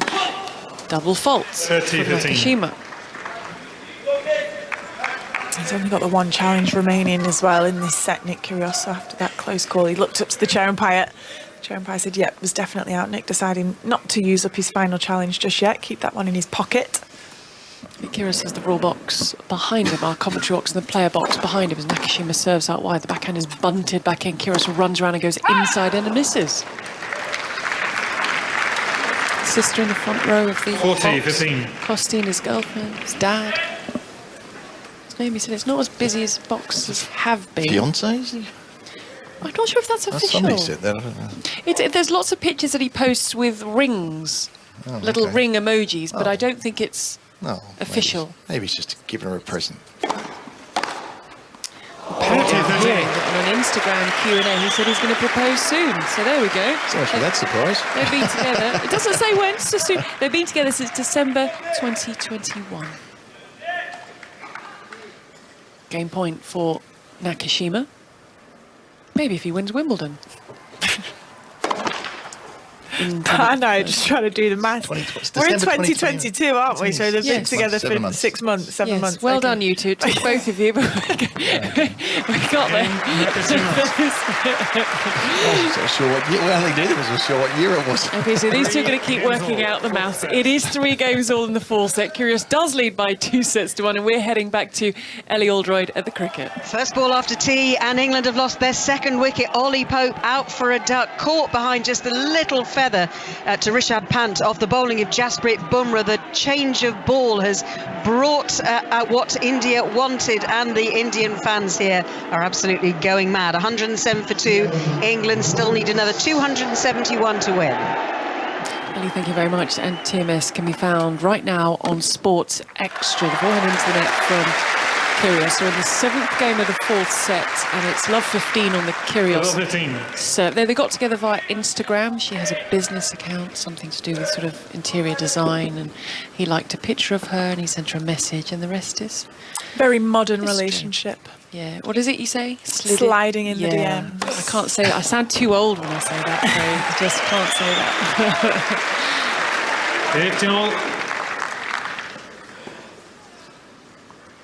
Kyrgios just flips up the top. He's got the compression shirt underneath, the white compression shirt, the sleeveless top over the top, the basketball-esque in style, the white shorts, long socks pulled up, those white shoes, and then the green dye on the white baseball cap back to front as he scampers back to the baseline, Kyrgios, and hits the forehand cross-court to the forehand Nakashima down the line. Backhand swept cross-court, double-hander from Kyrgios. He places the backhand cross-court, the slice cross-court from Nakashima, cuts under the ball and deep from Kyrgios, down the line Nakashima, forehand cross-court from Kyrgios. It's 15-all in the 7th game of the 4th set. Nakashima doesn't need to hit the backhand. It's long from Kyrgios, and the door opens just ajar now for the American at 15:30. Well, we're off air, but Brandon had 15:30 in the first service game and had an easy forehand to put away to get double break point and missed it. Got nervous. First real opportunity had to get break points. 15:30. Can he pull out the big serve? He tried. Down the tee, twist the racket in the right hand, ball from the left hand pocket, ball girl back into position. Kyrgios ready to serve. Nakashima steps up and steps onto the baseline, places the forehand to the feet of Kyrgios, who's inside the baseline. Kyrgios scampers back, hits a double-handed backhand down the line to Nakashima's forehand, whip cross got onto the service line. Up the line goes Kyrgios, but he's wide. And this is the final challenge. Lots of unforced errors in the rallies. This is 15:42 break points, and Nakashima's just begging to get a second serve. Please. 15-40. Nick Kyrgios has no challenge Please, remaining. Nick. Don't serve 3 aces. And how significant could that be? No challenges remaining for Nick Kyrgios. 15-40, 3 games all 4th set. Kyrgios winds himself up into the first serve, goes out wide. The ball is in play. Kyrgios off his shoelaces, hits the forehand through the middle of the court. Backhand cross-court from Kyrgios. Good depth from Kyrgios. Scoops up the backhand, redirects it, but it's long! And that's the most excitement we've seen from Brandon Nakashima as he fist bumps his way back to the chair. Nakashima leads 4-3 with the break. Set points, court 1, Sarah Orchard. Thanks, Gigi. 2 set points for the 11th seed Taylor Fritz, and he's just taken one. He's taken that second set 6-1 after he took the first 6-3. He looks so comfy out there, Fritz. I mean, he's got incredible tennis pedigree. I mean, his dad was a tennis coach, but it was his mum, Kathy May. Some might remember her. She was a top 10 player. I mean, he just looks like he belongs on a tennis court. He does. It's more of the same. It's very smooth. It's very powerful. And Kubler, well, he's got the physio out again. The ATP physio Paul Ness is out. We know Kubler had some treatment before. Not quite sure what for. It was obviously under his shorts because he had to leave the court and we couldn't see any sort of taping or anything. But for Taylor Fritz, it's more of the same. As you said, I mean, he's yet to lose a set in this event. Yeah, and we're just saying Kubler, he's actually lying down now on the court. He's on the other side of the umpire's chair to where we're sat at the moment, receiving more treatment, but he's got a big mountain to climb. It's going to have to be 5 sets. It's his buttocks that he's having a massage on, Gigi. So on that moment, I will head back to you with Taylor Fritz, 2 sets to love up. Oh, it's a lovely note to hand back to us on, Sarah. Thank you very much. We will keep an eye on the buttocks, on the match, and on everything else on court number 1 in due course. But here we have Brandon Nakashima with the break, 4-3. Takes this set, we go to a decider, and what kind of Kyrgios are we going to get then? He's gesturing up to his box, he's opening up his palms, he's now in position. Nakashima didn't see any of that because he was just focusing on bouncing the ball and getting himself set. 4-3, the 20-year-old serves the backhand stretch. It's deep and it's just bunted up down the line and then into the net from Kyrgios. And Pat Cash, those unforced errors continue to come off the Australian's racket. What have we got? Quickly look. You guys are closer to me. That 28 unforced errors to Nakashima's. 33 now, Kyrgios, and 22 for Nakashima, but that includes 8 double faults. So he's pretty dominant at the back of the court at the moment, Nakashima. Second serve from Nakashima here now. Kyrgios tries to put pressure, plays the backhand to the feet of Nakashima, scoops up the backhand cross-court. Backhand cross-courts they go. Now the slice, but it's into the net from the American. That's one we'd like to have back. 15-all. And does the sensible thing, goes back to the towel, just regroups a little bit. It's tough, isn't it? Because when you're playing somebody with a game style like Nick, you're getting no rhythm at all. And when it comes to the big moments, you suddenly got to make the balls, make the shots. You don't know what your opponent's going to come up with next. He just plays a little bit tighter, doesn't he, Nick, when on the big points? Ask the question. Nakashima looking to consolidate his break. News now, though, of a wicket at the cricket with Ellie Alderide. Deafening noise from the Indian fans. Alex Lees is out for 56, run out as well. Joe Root with the call, stitched him up really. 109 for 3. Now England, they've lost 3 wickets for just 2 runs, and that target of 378 is starting to look a long way away. Ali, thank you very much. And TMS continues on Sports Extra. Here, Kyrgios is in spot a bother because he's a breakdown in the 4th, but he does lead by 2-1 as Nakashima dumps that first serve into the net. Kyrgios hoists up his shirt, gets in position, doesn't really lean forward that much, steps inside the baseline now. Kyrgios hits the backhand onto the service line, the backhand cross court. Nakashima had to follow through, didn't need to follow up because he did enough.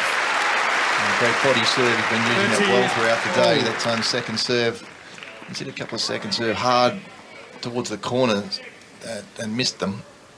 Bunch of double faults at bad times. That time he decided to go into the body, just jammed Kyrgios up, got a slightly shorter return and bumped the backhand return. That's his best shot, Nakashima, the backhand. 30 all, serve down the tee. Happy with us. What a serve. And 24 miles an hour. Just with ease as well, isn't it? Yeah. So smooth. Nice service action. Pete Sampras was his model. Not a bad guy to copy.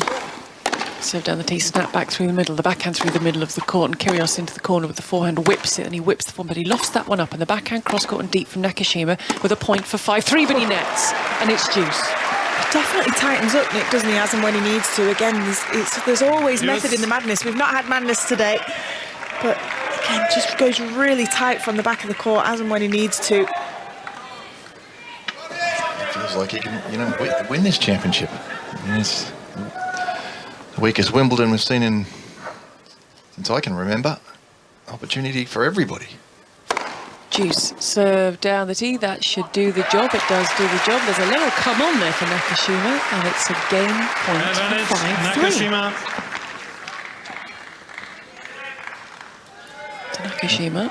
Well, they've been a little bit disrespectful to the players that are out here. They're great players, of course, but of course you got Nadal and Djokovic in there, but the rest of the field has obviously been weakened this year, so there's a chance for somebody to burst through.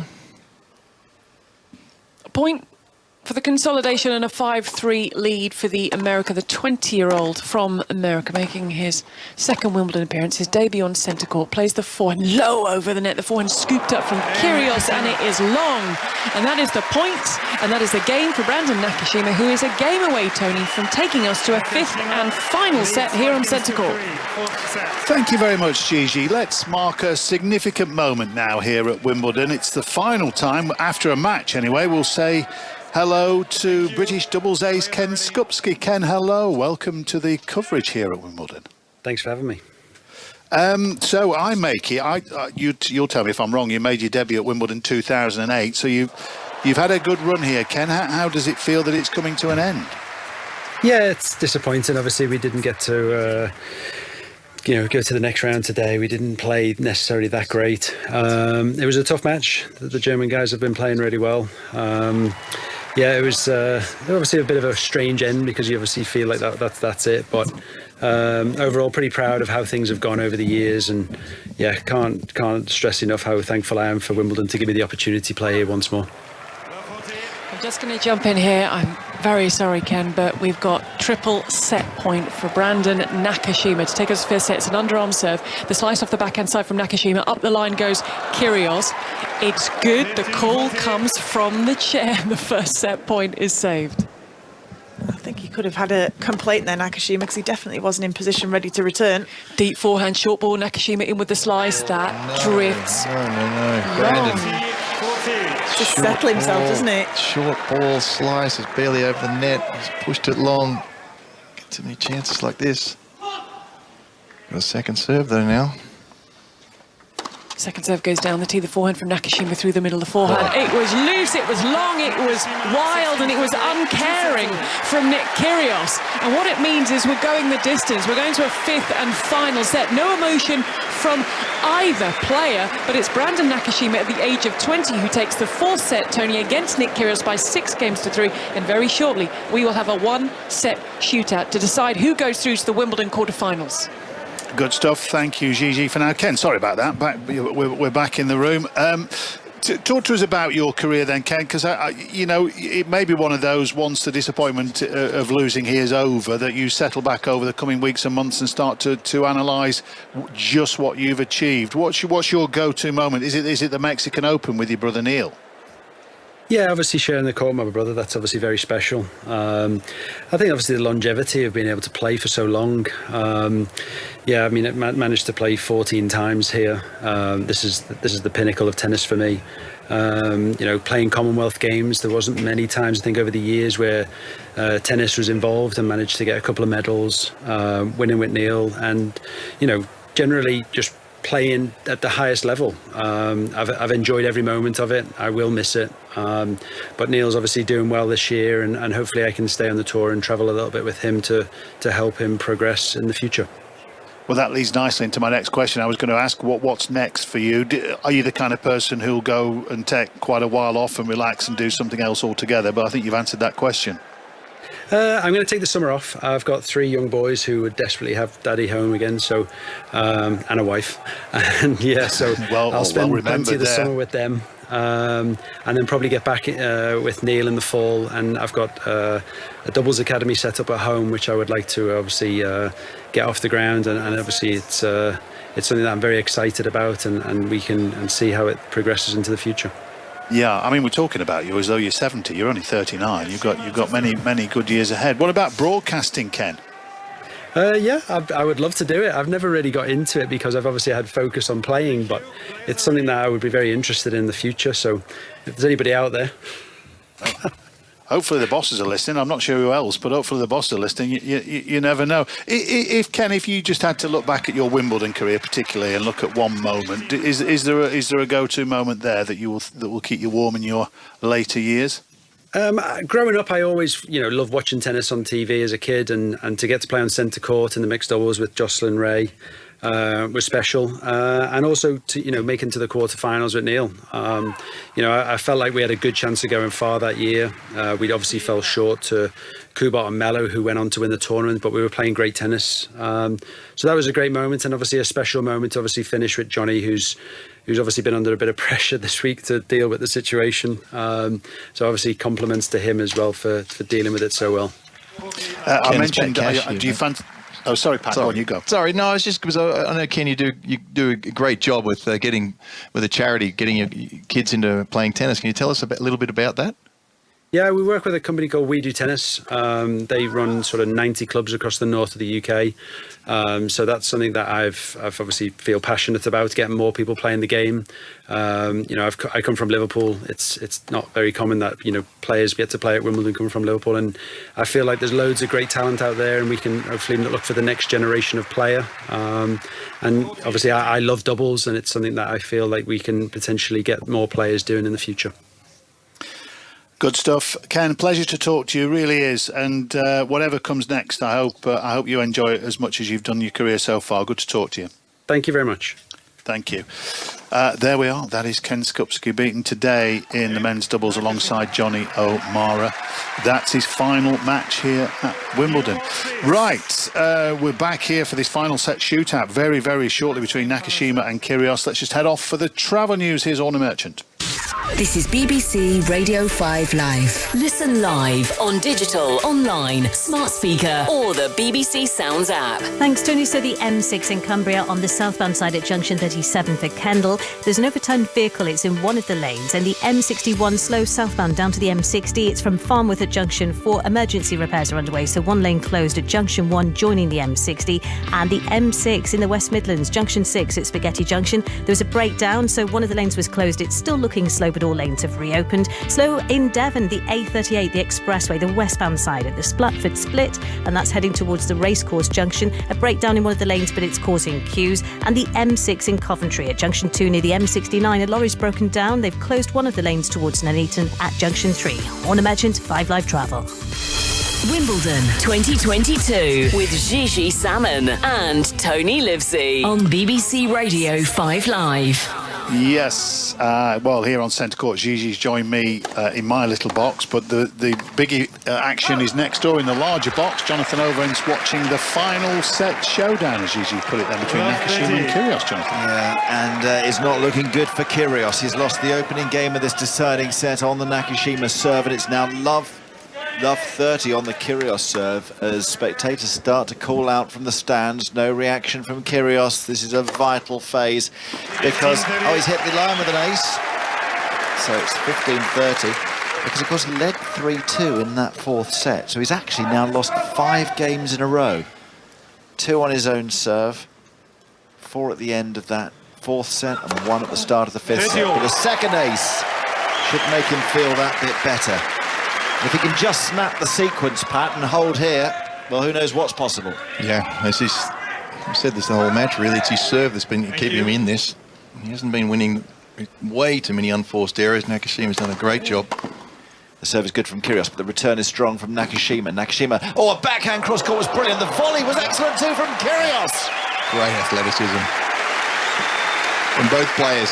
Nakashima's sliding defensive backhand across court, super sharp. Kyrgios was at the net. Quick lunge across just to scrape it over the net from Kyrgios. This would be a very impressive hold from Love 30. Big serve. Nakashima gets it back, follows it up with the backhand down the line for a winner. Only his second backhand winner of the match. And that's his favourite shot. It's amazing. He's only, I think he's hit 1 winner across, and that's the first one down the line. He starts hitting that shot, then it's real trouble for Kyrgios.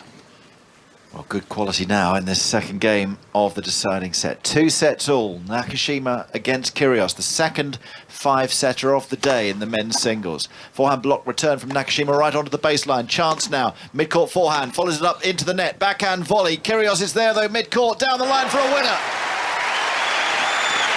Well, I'd be screaming at Brandon. This is something we worked on so many times. When you get into the net, get in quickly. He hit the ball down the line. He looked. He moved slowly into the net. Kyrgios dipped the ball down to his toes, and from that position, you're just going to have to pop the ball up. Really bad court management there from Nakashima. Yeah, just that. That was such an important point too. He should have been absolutely flying into the net.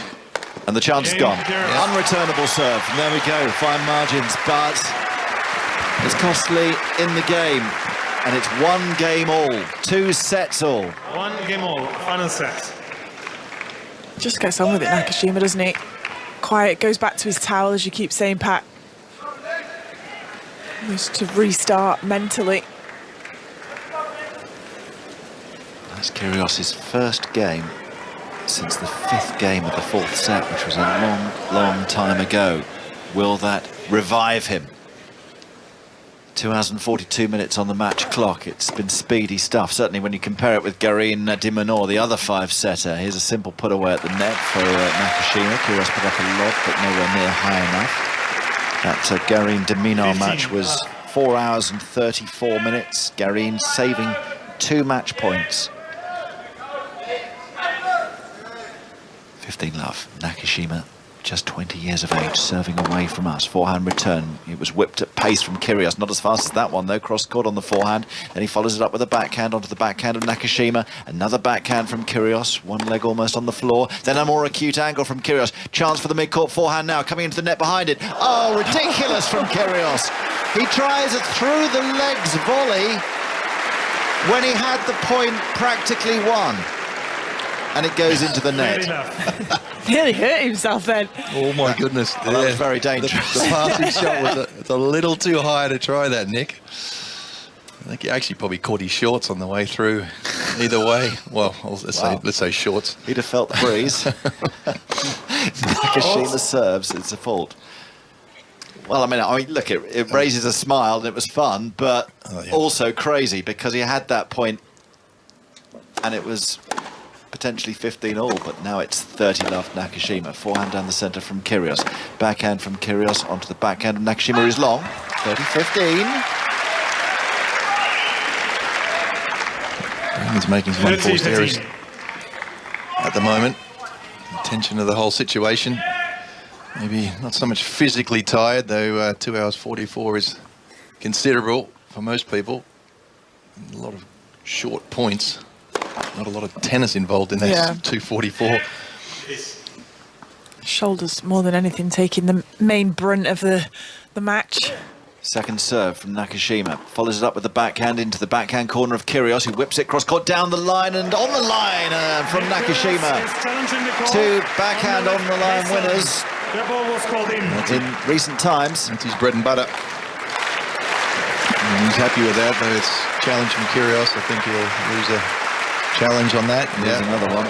Smack in the middle of the line. The challenges reset at the end of the set. He burnt through his 3 pretty swiftly in set 4. 2 remaining. I agree with you, pal. That was just a frustration challenge. He knew that was on the line. He was right on top of it. 40-15 game point, Nakashima. It's a fascinating duel, this. It's for a quarter-final place at Wimbledon, with the match of the day in the women's singles still to come. Simona Halep against Paula Badosa. Here's a forehand long from Nakashima. The game continues. There was a strong return from Kyrgios, 40-30. It's almost like they're both trying to do the same sort of tactic, isn't it? They're both returning straight to the toes of their opponent, nice and deep, right down the middle of the court, taking the time away, barely having landed off the serve. It makes it then so difficult to not give your opponent an easy ball on the next shot. The serve away from us. Strong return from Kyrgios. Backhand approach from Nakashima and then a wonderful volley. Kyrgios makes it though. Oh, outrageous from Nick Kyrgios. He scores down the line with a forehand that he had no right to reach because there was a volley from Nakashima there that was up there with the very best. Wonderful tennis. Juice. Oh, this is getting good. That's a brilliant point, wasn't it? Because the volley from, I mean, the passing shot to begin with from Nick I thought was great, but the volley from Nakashima I thought the crowd were going to go wild for. And then, as you say, Kyrgios doesn't sprint all that often, but when he does, he makes the most of it. He's zoned in, isn't he, Naomi? He really is right now. He knows that he's not far away here. He feels the energy of the match well, Nick. I think that's, it's part of the reason he's able to get into his opponent's head so much. Second serve, brave second serve at deuce. Big point. Backhand from Kyrgios, has to be careful. Thought about something strange there, but changes the plan and just keeps it simple. Down the centre of the court at the moment from both men. Backhand to backhand until Nakashima opens up with an off forehand. Now another. He'll think about coming into the net, but he'll retreat. Backhand from Nakashima, long. It's break point Kyrgios. Again, just tightening up as and when he needs to, Nick Kyrgios. And Nakashima, as Pat keeps saying, he pulls out of the forehand too early. That's what you're saying, weren't you, Pat, with the left arm? Yeah, too quickly, and it's under pressure. That's just not solid enough shot. He's missed a couple again at this game. Well, ironically now, it's Nakashima who's ready to serve and Kyrgios holding him up. Break point. Oh. Brilliant first serve. Kyrgios is challenging, but pretty sure did that clip. What might have happened? It might have gone beyond the service line, but my instinct was that it hit the junction of service line and sideline. Well in. In fact, it was well in. It didn't even hit any part of the line.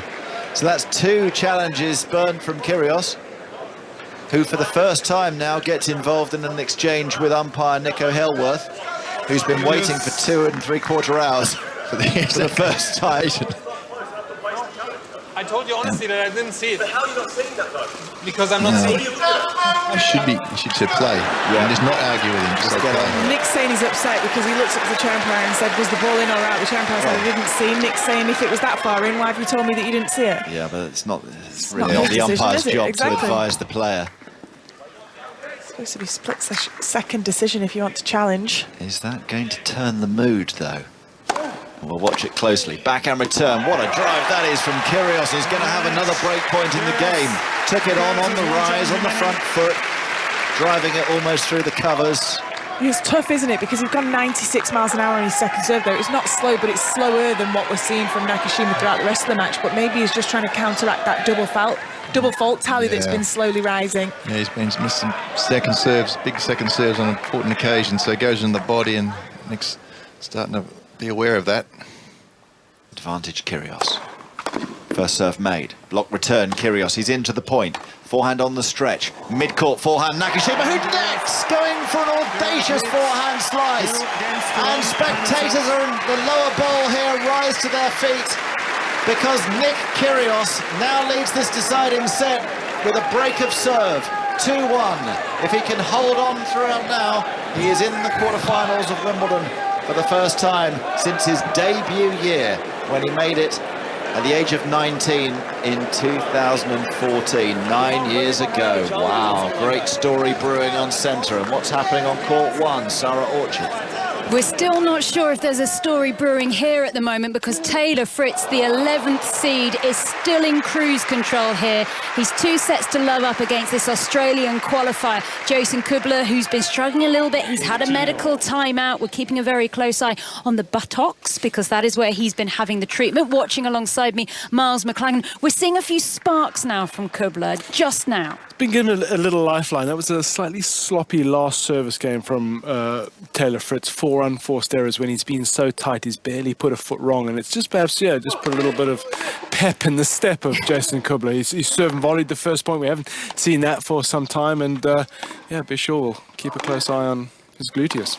Right then, so we are deep now into this third set that at the moment is on serve. It's Fritz though that's 2 love up, and it's 3-2 on serve here in the third. 5 live at Wimbledon, approaching 4:30. Nick Kyrgios ahead in the final set. Can he go on and finish the match against Brandon Nakashima? We'll find out after the latest 5 Live news with Stuart Clarkson.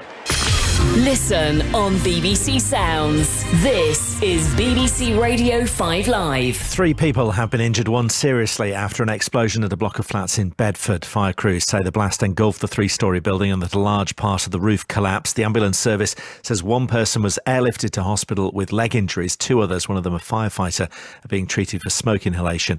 14-year-old Sasha was at home when the explosion happened. I was just sitting in my lounge room watching TV, and I heard this loud bang, and the wall had come inside, and there was dust everywhere, and the TV was down and the laptop was on the floor, and I just panicked. Downing Street's admitted the Prime Minister was aware of reports and speculation about the alleged sexual misconduct of the former Deputy Chief Whip Chris Pincher before his appointment in February.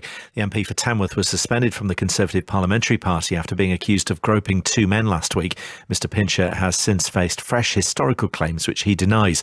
A number of people have been arrested after demonstrations on motorways across Britain over high fuel prices today. There were 12 arrests after a protest on the M4, which led to the Severn crossing being closed this morning. Another man was arrested near the A38 in Devon for driving too slowly. And all clubs in the Premier League and the Championship will be able to apply for safe standing areas next season. There's been a blanket ban on standing in the top 2 tiers for more than 25 years now after the Hillsborough disaster. Brentford, QPR and Wolves are joining the clubs that took part in a trial to offer standing tickets from the start of the new season. New drama on BBC iPlayer. We've just arrived in London, city of possibilities. Adulthood can be a struggle. He asked you for dinner. Yeah. What's this? It's a list of things to talk about in case there are any awkward silences. Council tax. Yeah. But some people make it all worthwhile. This is a story of great love, but it's not the one you think it is. Inspired by Dolly Alderton's best-selling memoir. I'm scared. Nothing bad can happen. We've got each other. Everything I Know About Love. Watch all episodes only on BBC iPlayer. Wimbledon 2022 on BBC Radio 5 Live.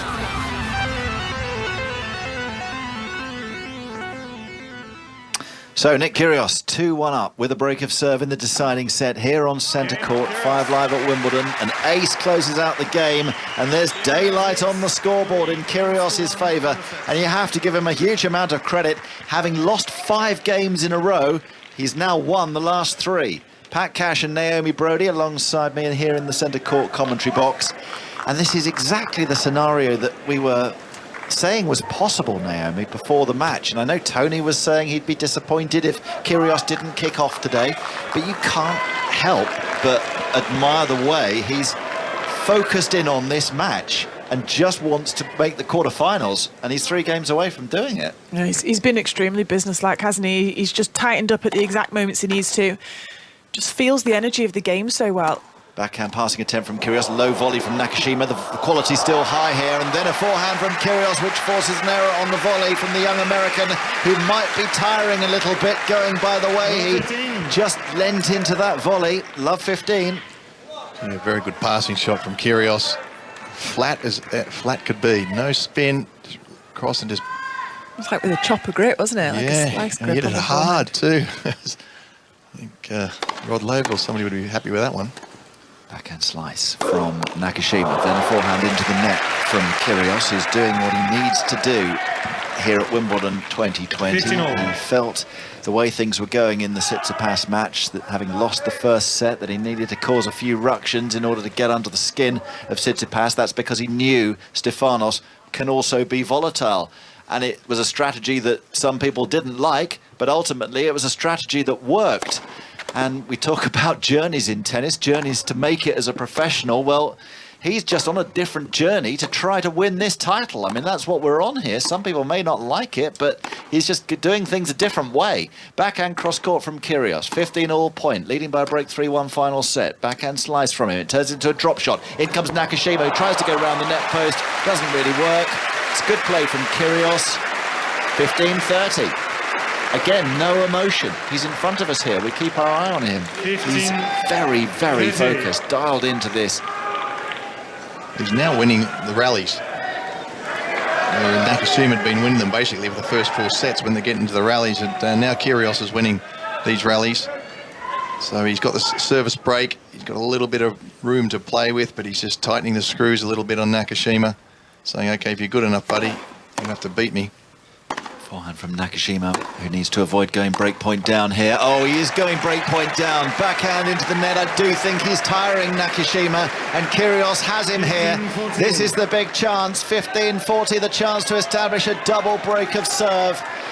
And Nick Kyrgios, after all the drama of Saturday night here at Wimbledon, now is looking good. He's looking good to come through again, but in a very, very different way. Nakashima serves into the net. Kyrgios adjusts his baseball cap, which has a hint of minty green to it. He comes right inside the baseline, returns early, almost on the service line. He connects with that ball and nets with it. 30-40. Yeah, a bit of a let-off because Nakashima didn't hit a great second serve. Had a bit of bounce on it. Kyrgios had come, he said, way in to attack it. He's been successful on a few occasions doing that. 30-40, second break point for a double break. Good first serve, return long, juice. He's just pulled up out of it, that one, Kyrgios. Yes. I have to feel like this is becoming a massive game, because if he goes 2 breaks up in this final set, you just feel like it could be the final nail in the coffin. He's engaging with some supporters on the far side. That's the first time I've seen that. He's now shaking his head. What's he saying? He's too far from the microphones for us to hear. Deuce, missed first serve. It's the first time in the match he's done that. He must have heard something he didn't like from the crowd. Backhand return, Kyrgios. Forehand slice from Nakashima. Backhand, Kyrgios back behind his American opponent, who goes wide, and it's another break point. Kyrgios is still rattled by that exchange. He's shaking his head just down in front of us here, muttering away, staring back at the spectator. I'm baffled as to how green his hat has turned. He's genuinely going to need to, if it is the hair dye, he's going to need to bleach the hat. Otherwise he needs a new one. He's not going to be able to use it again. It's too green. He looks back towards that spectator again. He's got to let that go. It's break point for a 3rd time in the game to establish a double break of serve. Body serve from Nakashima. Kyrgios makes room, gets it back into play. Passing attempt, cross-court on the forehand from Kyrgios. Nakashima's back on the baseline. Backhand winner, Kyrgios! And now the emotion bursts out. Now Nick Kyrgios has a healthy lead, 4 games to 1. Double break of serve, leap in the air, roar in the direction of his friends and family. There's Georgios' father punching the air right now in his pink shirt and black baseball cap. Nick Kyrgios 2 games away from the Wimbledon quarterfinals, 9 years after he made the last 8 for the first time in 2014. That was the year he spectacularly beat Nadal, of course. And Tony, well, we all know you're disappointed because we haven't had any ructions, but you can't help but admire the guy for coming through in 5. He's 2 games away from doing it. Do you know, I'm actually enjoying watching him play tennis without a distraction, to be fair, but also there's that element of a firework that's not gone off. You don't get too close, but I have studied his tennis for the first time rather than just waiting for him to shout at people. Good, right, still more to come on this match, which is marvellous. Let's head off to the cricket. Ellie's there. Ellie, are England steadying the ship at all? Well, they are a bit, Tony. It's been pretty frenetic since the tea interval. They're 132 for 3, so they're still 246 runs away. They were 107 without loss, remember, just before tea, but then 3 wickets for 2 runs either side of the interval. Just really rocked the ship. Joe Root has just survived 2 reviews from India for LBW in successive overs. And that means that India are just 1 review left, or have 1 review left. That's a huge cheer from the England fans as Root scores another 4. He's on 20. Bairstow is on 7. It's going to depend, I think, very much on this partnership whether England can get close to winning this game. But it's thrilling stuff. 136 for 3, and the target is 378. Cheers, Ellie. Thank you. Just briefly, some of the sports news today. Safe standing areas are going to be introduced at Premier League and Championship clubs from the start of the new season. A government-commissioned early adopters pilot study was completed by 5 clubs: Chelsea, Manchester City, Manchester United, Spurs and Cardiff. Brentford, QPR and Wolves will be the next clubs to offer licence standing in designated areas for home and away fans. Other clubs are expected to follow suit. Sports Minister Nigel Huddleston says he believes the Women's Tennis Association are on the wrong side of history and have made a serious mistake. That follows their decision to fine Wimbledon organisers for banning Russian and Belarusian players from this summer's tournament. The Lawn Tennis Association will fine £620,000 and the All England Lawn Tennis Club will fine £207,000. Both of them are going to appeal. And 2 quick football lines. Christian Eriksen's agreed a deal in principle to join Manchester United on a free. And Calvin Phillips has joined Manchester City while Gabriel Jesus has signed for Arsenal. Let's go back to enjoy Nick Kyrgios' tennis, Jonathan Overham. Well, yeah, this is what he can do. He can win big matches without the circus. That was the word used so many times the other night after the Tsitsipas match. So often it is a circus, but he can do it. He can focus in on this sport. And he's got 30-15 on his own serve with a 4-1 healthy lead. Gets Nakashima on the defensive. Kyrgios going with a forehand at an acute angle. Now wide from Nakashima. And again, a burst of emotion from Kyrgios. He's letting it out now. 40-15 game point for a 5-1 lead. And this might be the one. Hold here. And we might see it all go off down there at the far end. Nakashima has just been beset by unforced errors over the last half an hour or so, and it has cost him. Kyrgios charging through. 4 games in a row. Is it going to be 5 games in a row to either man? Yes! Ace from Kyrgios down the centre, second serve ace, 120 miles per hour. We had 5 games to Brandon Nakashima. We've now had 5 games to Nick Kyrgios, who is 1 game away from the quarterfinals.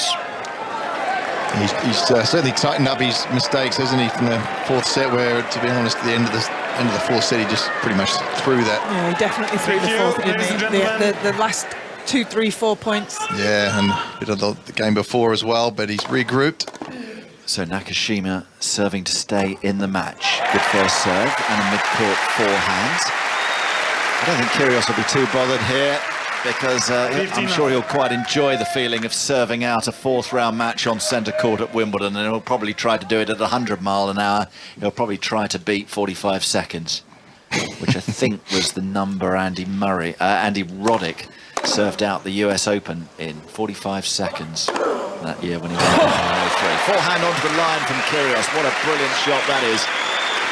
And he is delivering. He's really delivering with his standard of tennis. You know, in this set. This is 22nd forehand winner of the match. 22nd off that one side. He's only hit 4 off the backhand, so it just shows. But Nakashima has hit 11 off the forehand side, so double that of his opponent. 15-all. Nakashima serves just wide down the centre. He'll be back if he does end up going out here. We've seen enough from him on the tour and indeed in this Wimbledon run to know that he's a big prospect for the future as Kyrgios steps right in on a second serve, almost tries to half volley the return, but it's into the net. It was a good 108-mile-an-hour second serve from Nakashima. It was double fault. Oh no, hang on. Yeah, it was long. Double fault. Yeah, it was long. Yeah, another double fault. Feel the from pressure Nakashima. of Kyrgios stepping in.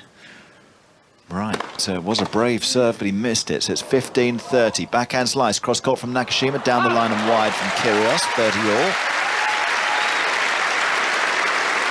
And of course, Kyrgios has talked about, someone asked him the other night, they said, you know, what's holding you back from being an established top player? And he just said, I don't play enough. I don't play enough. And the reason I don't play enough is I don't really like to travel. And of course, in the pandemic, he was very much rooted in Australia at home, didn't want to travel, pulled out of tournaments. Mid-court forehand from Nakashima puts that away, 40-30. It's tough. I mean, Pat, you'll know better than anyone. It's tough for the Aussies, isn't it? Because you have to travel way more than everyone else, both further and for longer times. And Ash Barty didn't like the lifestyle either. No, that's right. She decided to pull the plug. And, you know, many of us, including myself, in the early days, when the planes weren't so quick, we had to have a residence somewhere other than Australia, but they feel like they can stay at home now and go backwards and forwards, but obviously the last couple of years has been tricky doing that. Game point Nakashima, backhand return from Kyrgios, forehand from Nakashima, wrong foots the Australian at the far end, and Nakashima remains competitive. He's got his second game on the board, but Kyrgios leads 5-2 and will be coming out to serve for a place in the Wimbledon quarter-finals. Tony. Just as we're all enjoying Kyrgios' tennis now, rather than the antics. I mean, earlier, what someone in the crowd shouted, "Stop moaning at him." So he's not been tantrum-free today, but nevertheless, Pat and Naomi, is he capable of winning this thing? I think he is. I think he wants it, which, you know, when he sets his mind to something, we can see out there today, he can be perfectly calm out there on the court. He's perfectly capable of doing it as and when he wants to. The problem is for Nick, when does he want to do it? You know, it's the same thing like we're saying, he doesn't want to play a full tennis schedule because he doesn't want to travel. When he actually wants something, he's a seriously dangerous player. Yeah, look, he's certainly got the talent to do it. There's no doubts about that. He has since he first went on the circuit. And you know, Pat Rafter said it well. He was that stage the Davis Cup captain, and he said if Nick Kyrgios doesn't win several Grand Slams, something's gone wrong, and something has gone wrong. But you know, he certainly has the talent, and the draw is opening up. I mean, his box up there must be pretty much should be yelling out, if you win this, you play Garin, and he'd be thinking, you're kidding me, right? Yeah. And he would have. The favourite was to play Dimonau, a fellow Davis Cup mate, which would have been really tough for him, who knows Nick's game really well. But this has really opened up for him. And, you know, I said there's a real danger that, you know, Nadal could go out and then get through to the final at least. Kyrgios just about to serve. Very quick update from Court 1 match point, Sarah Orchard. Yeah, we've got one left. We did have two for the 11th seed Taylor Fritz, but Jason Kubler survives after there was a challenge from Fritz that the ball was out on the serve. He managed to serve up a lovely ace there, the Australian qualifier. He's now down 5-4 in this third set after Fritz took the first 6-3 and the second 6-1. Here comes Kubler. He's 30-40 down on his serve. Fritz sends it back. Big forehand then by the Australian. Fritz can't get there. He almost runs straight into our commentary position. I can tell that he's actually using swear words, but I won't say them out loud as we go to juice here and head back to centre. Where Brandon Nakashima has played 2 excellent points and has won the first 2 points on the Kyrgios serve as he serves for the match at 5-2. And now Kyrgios, just for the first time, just moaning up to the box. And of course that happened all the time, especially early on in the Tsitsipas match. It's the first time we've seen it, and it's taken 3 hours. So we've had the Little debate with the spectator. Now we're having the moaning at the box. Backhand slice from Nakashima, who isn't finished yet. Forehand attack from Kyrgios. Now he's got a drop shot. In comes Nakashima. Can he make it? Yes, he can. Steers it down the line. Cross-court pass from Kyrgios is quite breathtaking. There's no reaction at all from Nick Kyrgios, but there is from the spectators who loved that moment. 15-30. Some absolutely ridiculous passing shot that Nick Kyrgios has just come up with. I mean, the point on the whole was incredible, but he was so deep, pushed right into that forehand corner to come up with any sort of angle to get it past Nakashima. It just shows the hand skills, the touch that he possesses. And isn't it interesting how much time he's now taking between serves in this game? I was wondering whether he'd try to race through it. Anything but. Backhand down the line from Kyrgios, and another backhand down the line. Nakashima on the defensive. Forehand from Kyrgios, and he just clearing the top of the net. Another top spun forehand. Nakashima getting these back impressively. Another backhand from Nakashima into the net, and Kyrgios is 2 points away, 30 all. But he's composed. He's taking everything in. He's taking his time. He's not rushing. You can't miss that though, Nakashima. He's had a bunch of chances, Brandon, to win a lot, get in the sets and break, and he's just missed the crucial shot. Yeah, that was a real chance. Feel the tension building for Nick, can't you, as well? 15-30 down, it's a big point. He played reasonably safe there, Nick, but now he's 30 all. He's odds on to hold here quickly. First serve. Brilliant. Match point, Kyrgios. What a serve. 134 miles per hour off the frame of Nakashima's racket. And after 3 hours and 10 minutes on centre court, it's Nick Kyrgios with match point to make the quarterfinals. Recovering from losing the first set, as he did against Tsitsipas in the last round. Kyrgios serving for the match. Wide with the first delivery. Second serve, what will he do? He's thinking about it. Will he go for a second serve ace to close it out? Big one, serve and volley! Forehand Kyrgios to win the match and make the quarterfinals! He's back there! The circus did not appear, there was no drama, and Nick Kyrgios has just simply got the job done. Serve and volley on the grass court of centre court. And Nick Kyrgios is now shrugging, and he's holding his ear, and he's kind of saying, what's all the fuss? What's all the fuss? Where's the drama? You show me where the drama is today. I'm just a damn fine tennis player, and I think you'll find I'm in the quarterfinals of Wimbledon. Job done. Wow, what a brilliant performance that was from Nick Kyrgios. We know the sort of level of tennis he can produce with or without the antics, and today, as you say, Jonathan, there was absolutely no circus involved. We barely heard a peep out of him. He was silent, he was tight when he needed to be from the baseline. He slips his red and white Jordans back on, his hat's turned green. The crowd just show their appreciation for Brandon Nakashima. Fantastic ovation. Standing ovation for Brandon Nakashima, who more than played his part in that contest, was so impressive actually throughout, and hopefully we'll see him back on this centre court on many future occasions. Yeah, I think he enjoyed that. He had a smile on his face. I know he'd be disappointed, but to get a standing ovation in the centre court of Wimbledon is something pretty special in his first appearance here. Look at Kyrgios. He's put on a red baseball cap to go with his red and white trainers. Very colour coordinators. He's cleaning up his chair area as well, putting all his empty bottles away in the bin. Maybe his future wife has told him off, said, oh, you got to start cleaning up the house, buddy. Those towels, okay, we'll work on that. Banana skins in the bin as well. We'll work on the towels. Well, 10 out of 10 for behaviour today, Nick Kyrgios. Francis Tiafoe does this as well. He's doing all his own tidying up. The banana skins are in the bin, the water bottles are in the bin, although we should do a little bit of recycling there. Hopefully that will be done when they empty the trash. He's taking his time, but he picks up his racket bag with his red cap on his head, breaching centre court clothing guidelines, and he steps to the microphone knowing that he's back in the quarterfinals of Wimbledon, having made it in 2014 on debut with a world ranking of 144 at the age of 19. Here he is in the last 8 again, talking to Lee Mackenzie. Nick, huge congratulations. I think the crowd say it all. You must be delighted with how you controlled that when you needed to, came back when you needed to, and you're through to the quarterfinals again here at Wimbledon. Well done.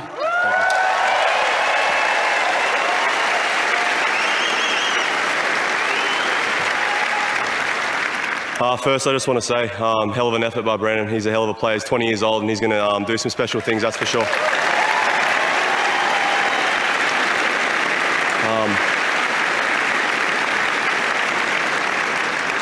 Yeah, it wasn't anywhere near my best performance, level-wise, but I'm just super happy to get through. I fought really hard today, and the crowd was amazing. It was special stepping out here once again.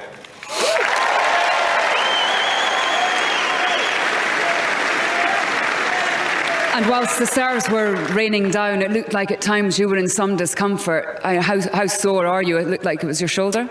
Yeah, I've played a lot of tennis in the last month and a half, and I'm just proud of the way I just steadied the ship. He came firing in the fourth set, his level didn't drop, and then obviously my 5-set record's pretty good. Honestly, that's what I was thinking about. I've never lost a 5-set match here. So, honestly, that's what I was thinking about. I was like, I've been here before, I've done it before, and I came through again, so. Well, we were looking like it was going to be an all-Aussie quarter-final, but they went long after a tie-break in the fifth. It's Christian Garin who you're going to be playing next. You've not played against each other, so a few unknowns there, but you must fancy your chances the way you've been playing. Yeah, I was really excited to play Demon, to be honest. He's been flying the Aussie flag for so long, and I came on court when he was 2 sets to love up, so I was actually expecting to play him, but I'm not even going to think about that. I'm just going to put I needed a glass of wine for sure tonight. For sure. But just finally, before we let you go and have that well-deserved wine, 2014, Nick, you came here in a blaze of glory. You got to the quarterfinals on your debut. I'm not sure if you're someone who likes to look back, but you must have fond memories of that time, everything you achieved as, a 19-year-old then? Definitely. I stepped out here against one of the greatest of all time and beat Nadal. So these are all things I had in the back of my mind. Obviously, Brandon hasn't played on this court that much. I think that was his first time. So, all these experiences that I've had, I think that's what got me over the line today. So, really well done. Congratulations. Ladies and gentlemen, Nick Kyrgios. Well, that was interesting in itself, hearing his reaction there. Pat and Naomi Brodie are still with us, and he sounded pretty humble there, guys. I wonder, Pat, I'll start with you. I wonder if deep down he just thinks he went too far the other night with Tsitsipas, and this was a bit of a reset. Yeah, possibly. I don't know. You'd have to talk to Nick about that. I think there's plenty of people who've tried to work Nick's mindset out. I'm not one to second guess that, but I think he felt that he had a great chance, to win this match, and he knew Brandon was not going to get sucked into the any antics, that he wasn't going to be phased, but he also knew that he is a class above Brandon at the moment. Brandon's still 20. He's got a few things in his game that he needs to improve, but Nick said it himself. He said he didn't play that good at tennis, and he had. I don't know how many unforced errors. He played pretty well. 42 unforced errors. Am I reading that for Kyrgios? Then that's a lot. So if he tidies that up, and puts the serving together and the variety that he's got, that's he's absolutely a challenge for this title. And I think he. Hopefully one of his team said, listen, Nick, you can win this thing. Do you understand what the draw has opened up? And do you know who, Djokovic has got a tough match against Sinner. You've got all these, Fritz could be knock out Nadal. Djokovic could be gone. Who's the main guy left in this? If those two guys go out, you can win this. This is, you're built for this grass court. And get out there and win the match. That's certainly what I'd be saying if I was his coach, and maybe somebody at home just said to him, "Listen, mate, just get through this match, fight hard, and get yourself in a good position."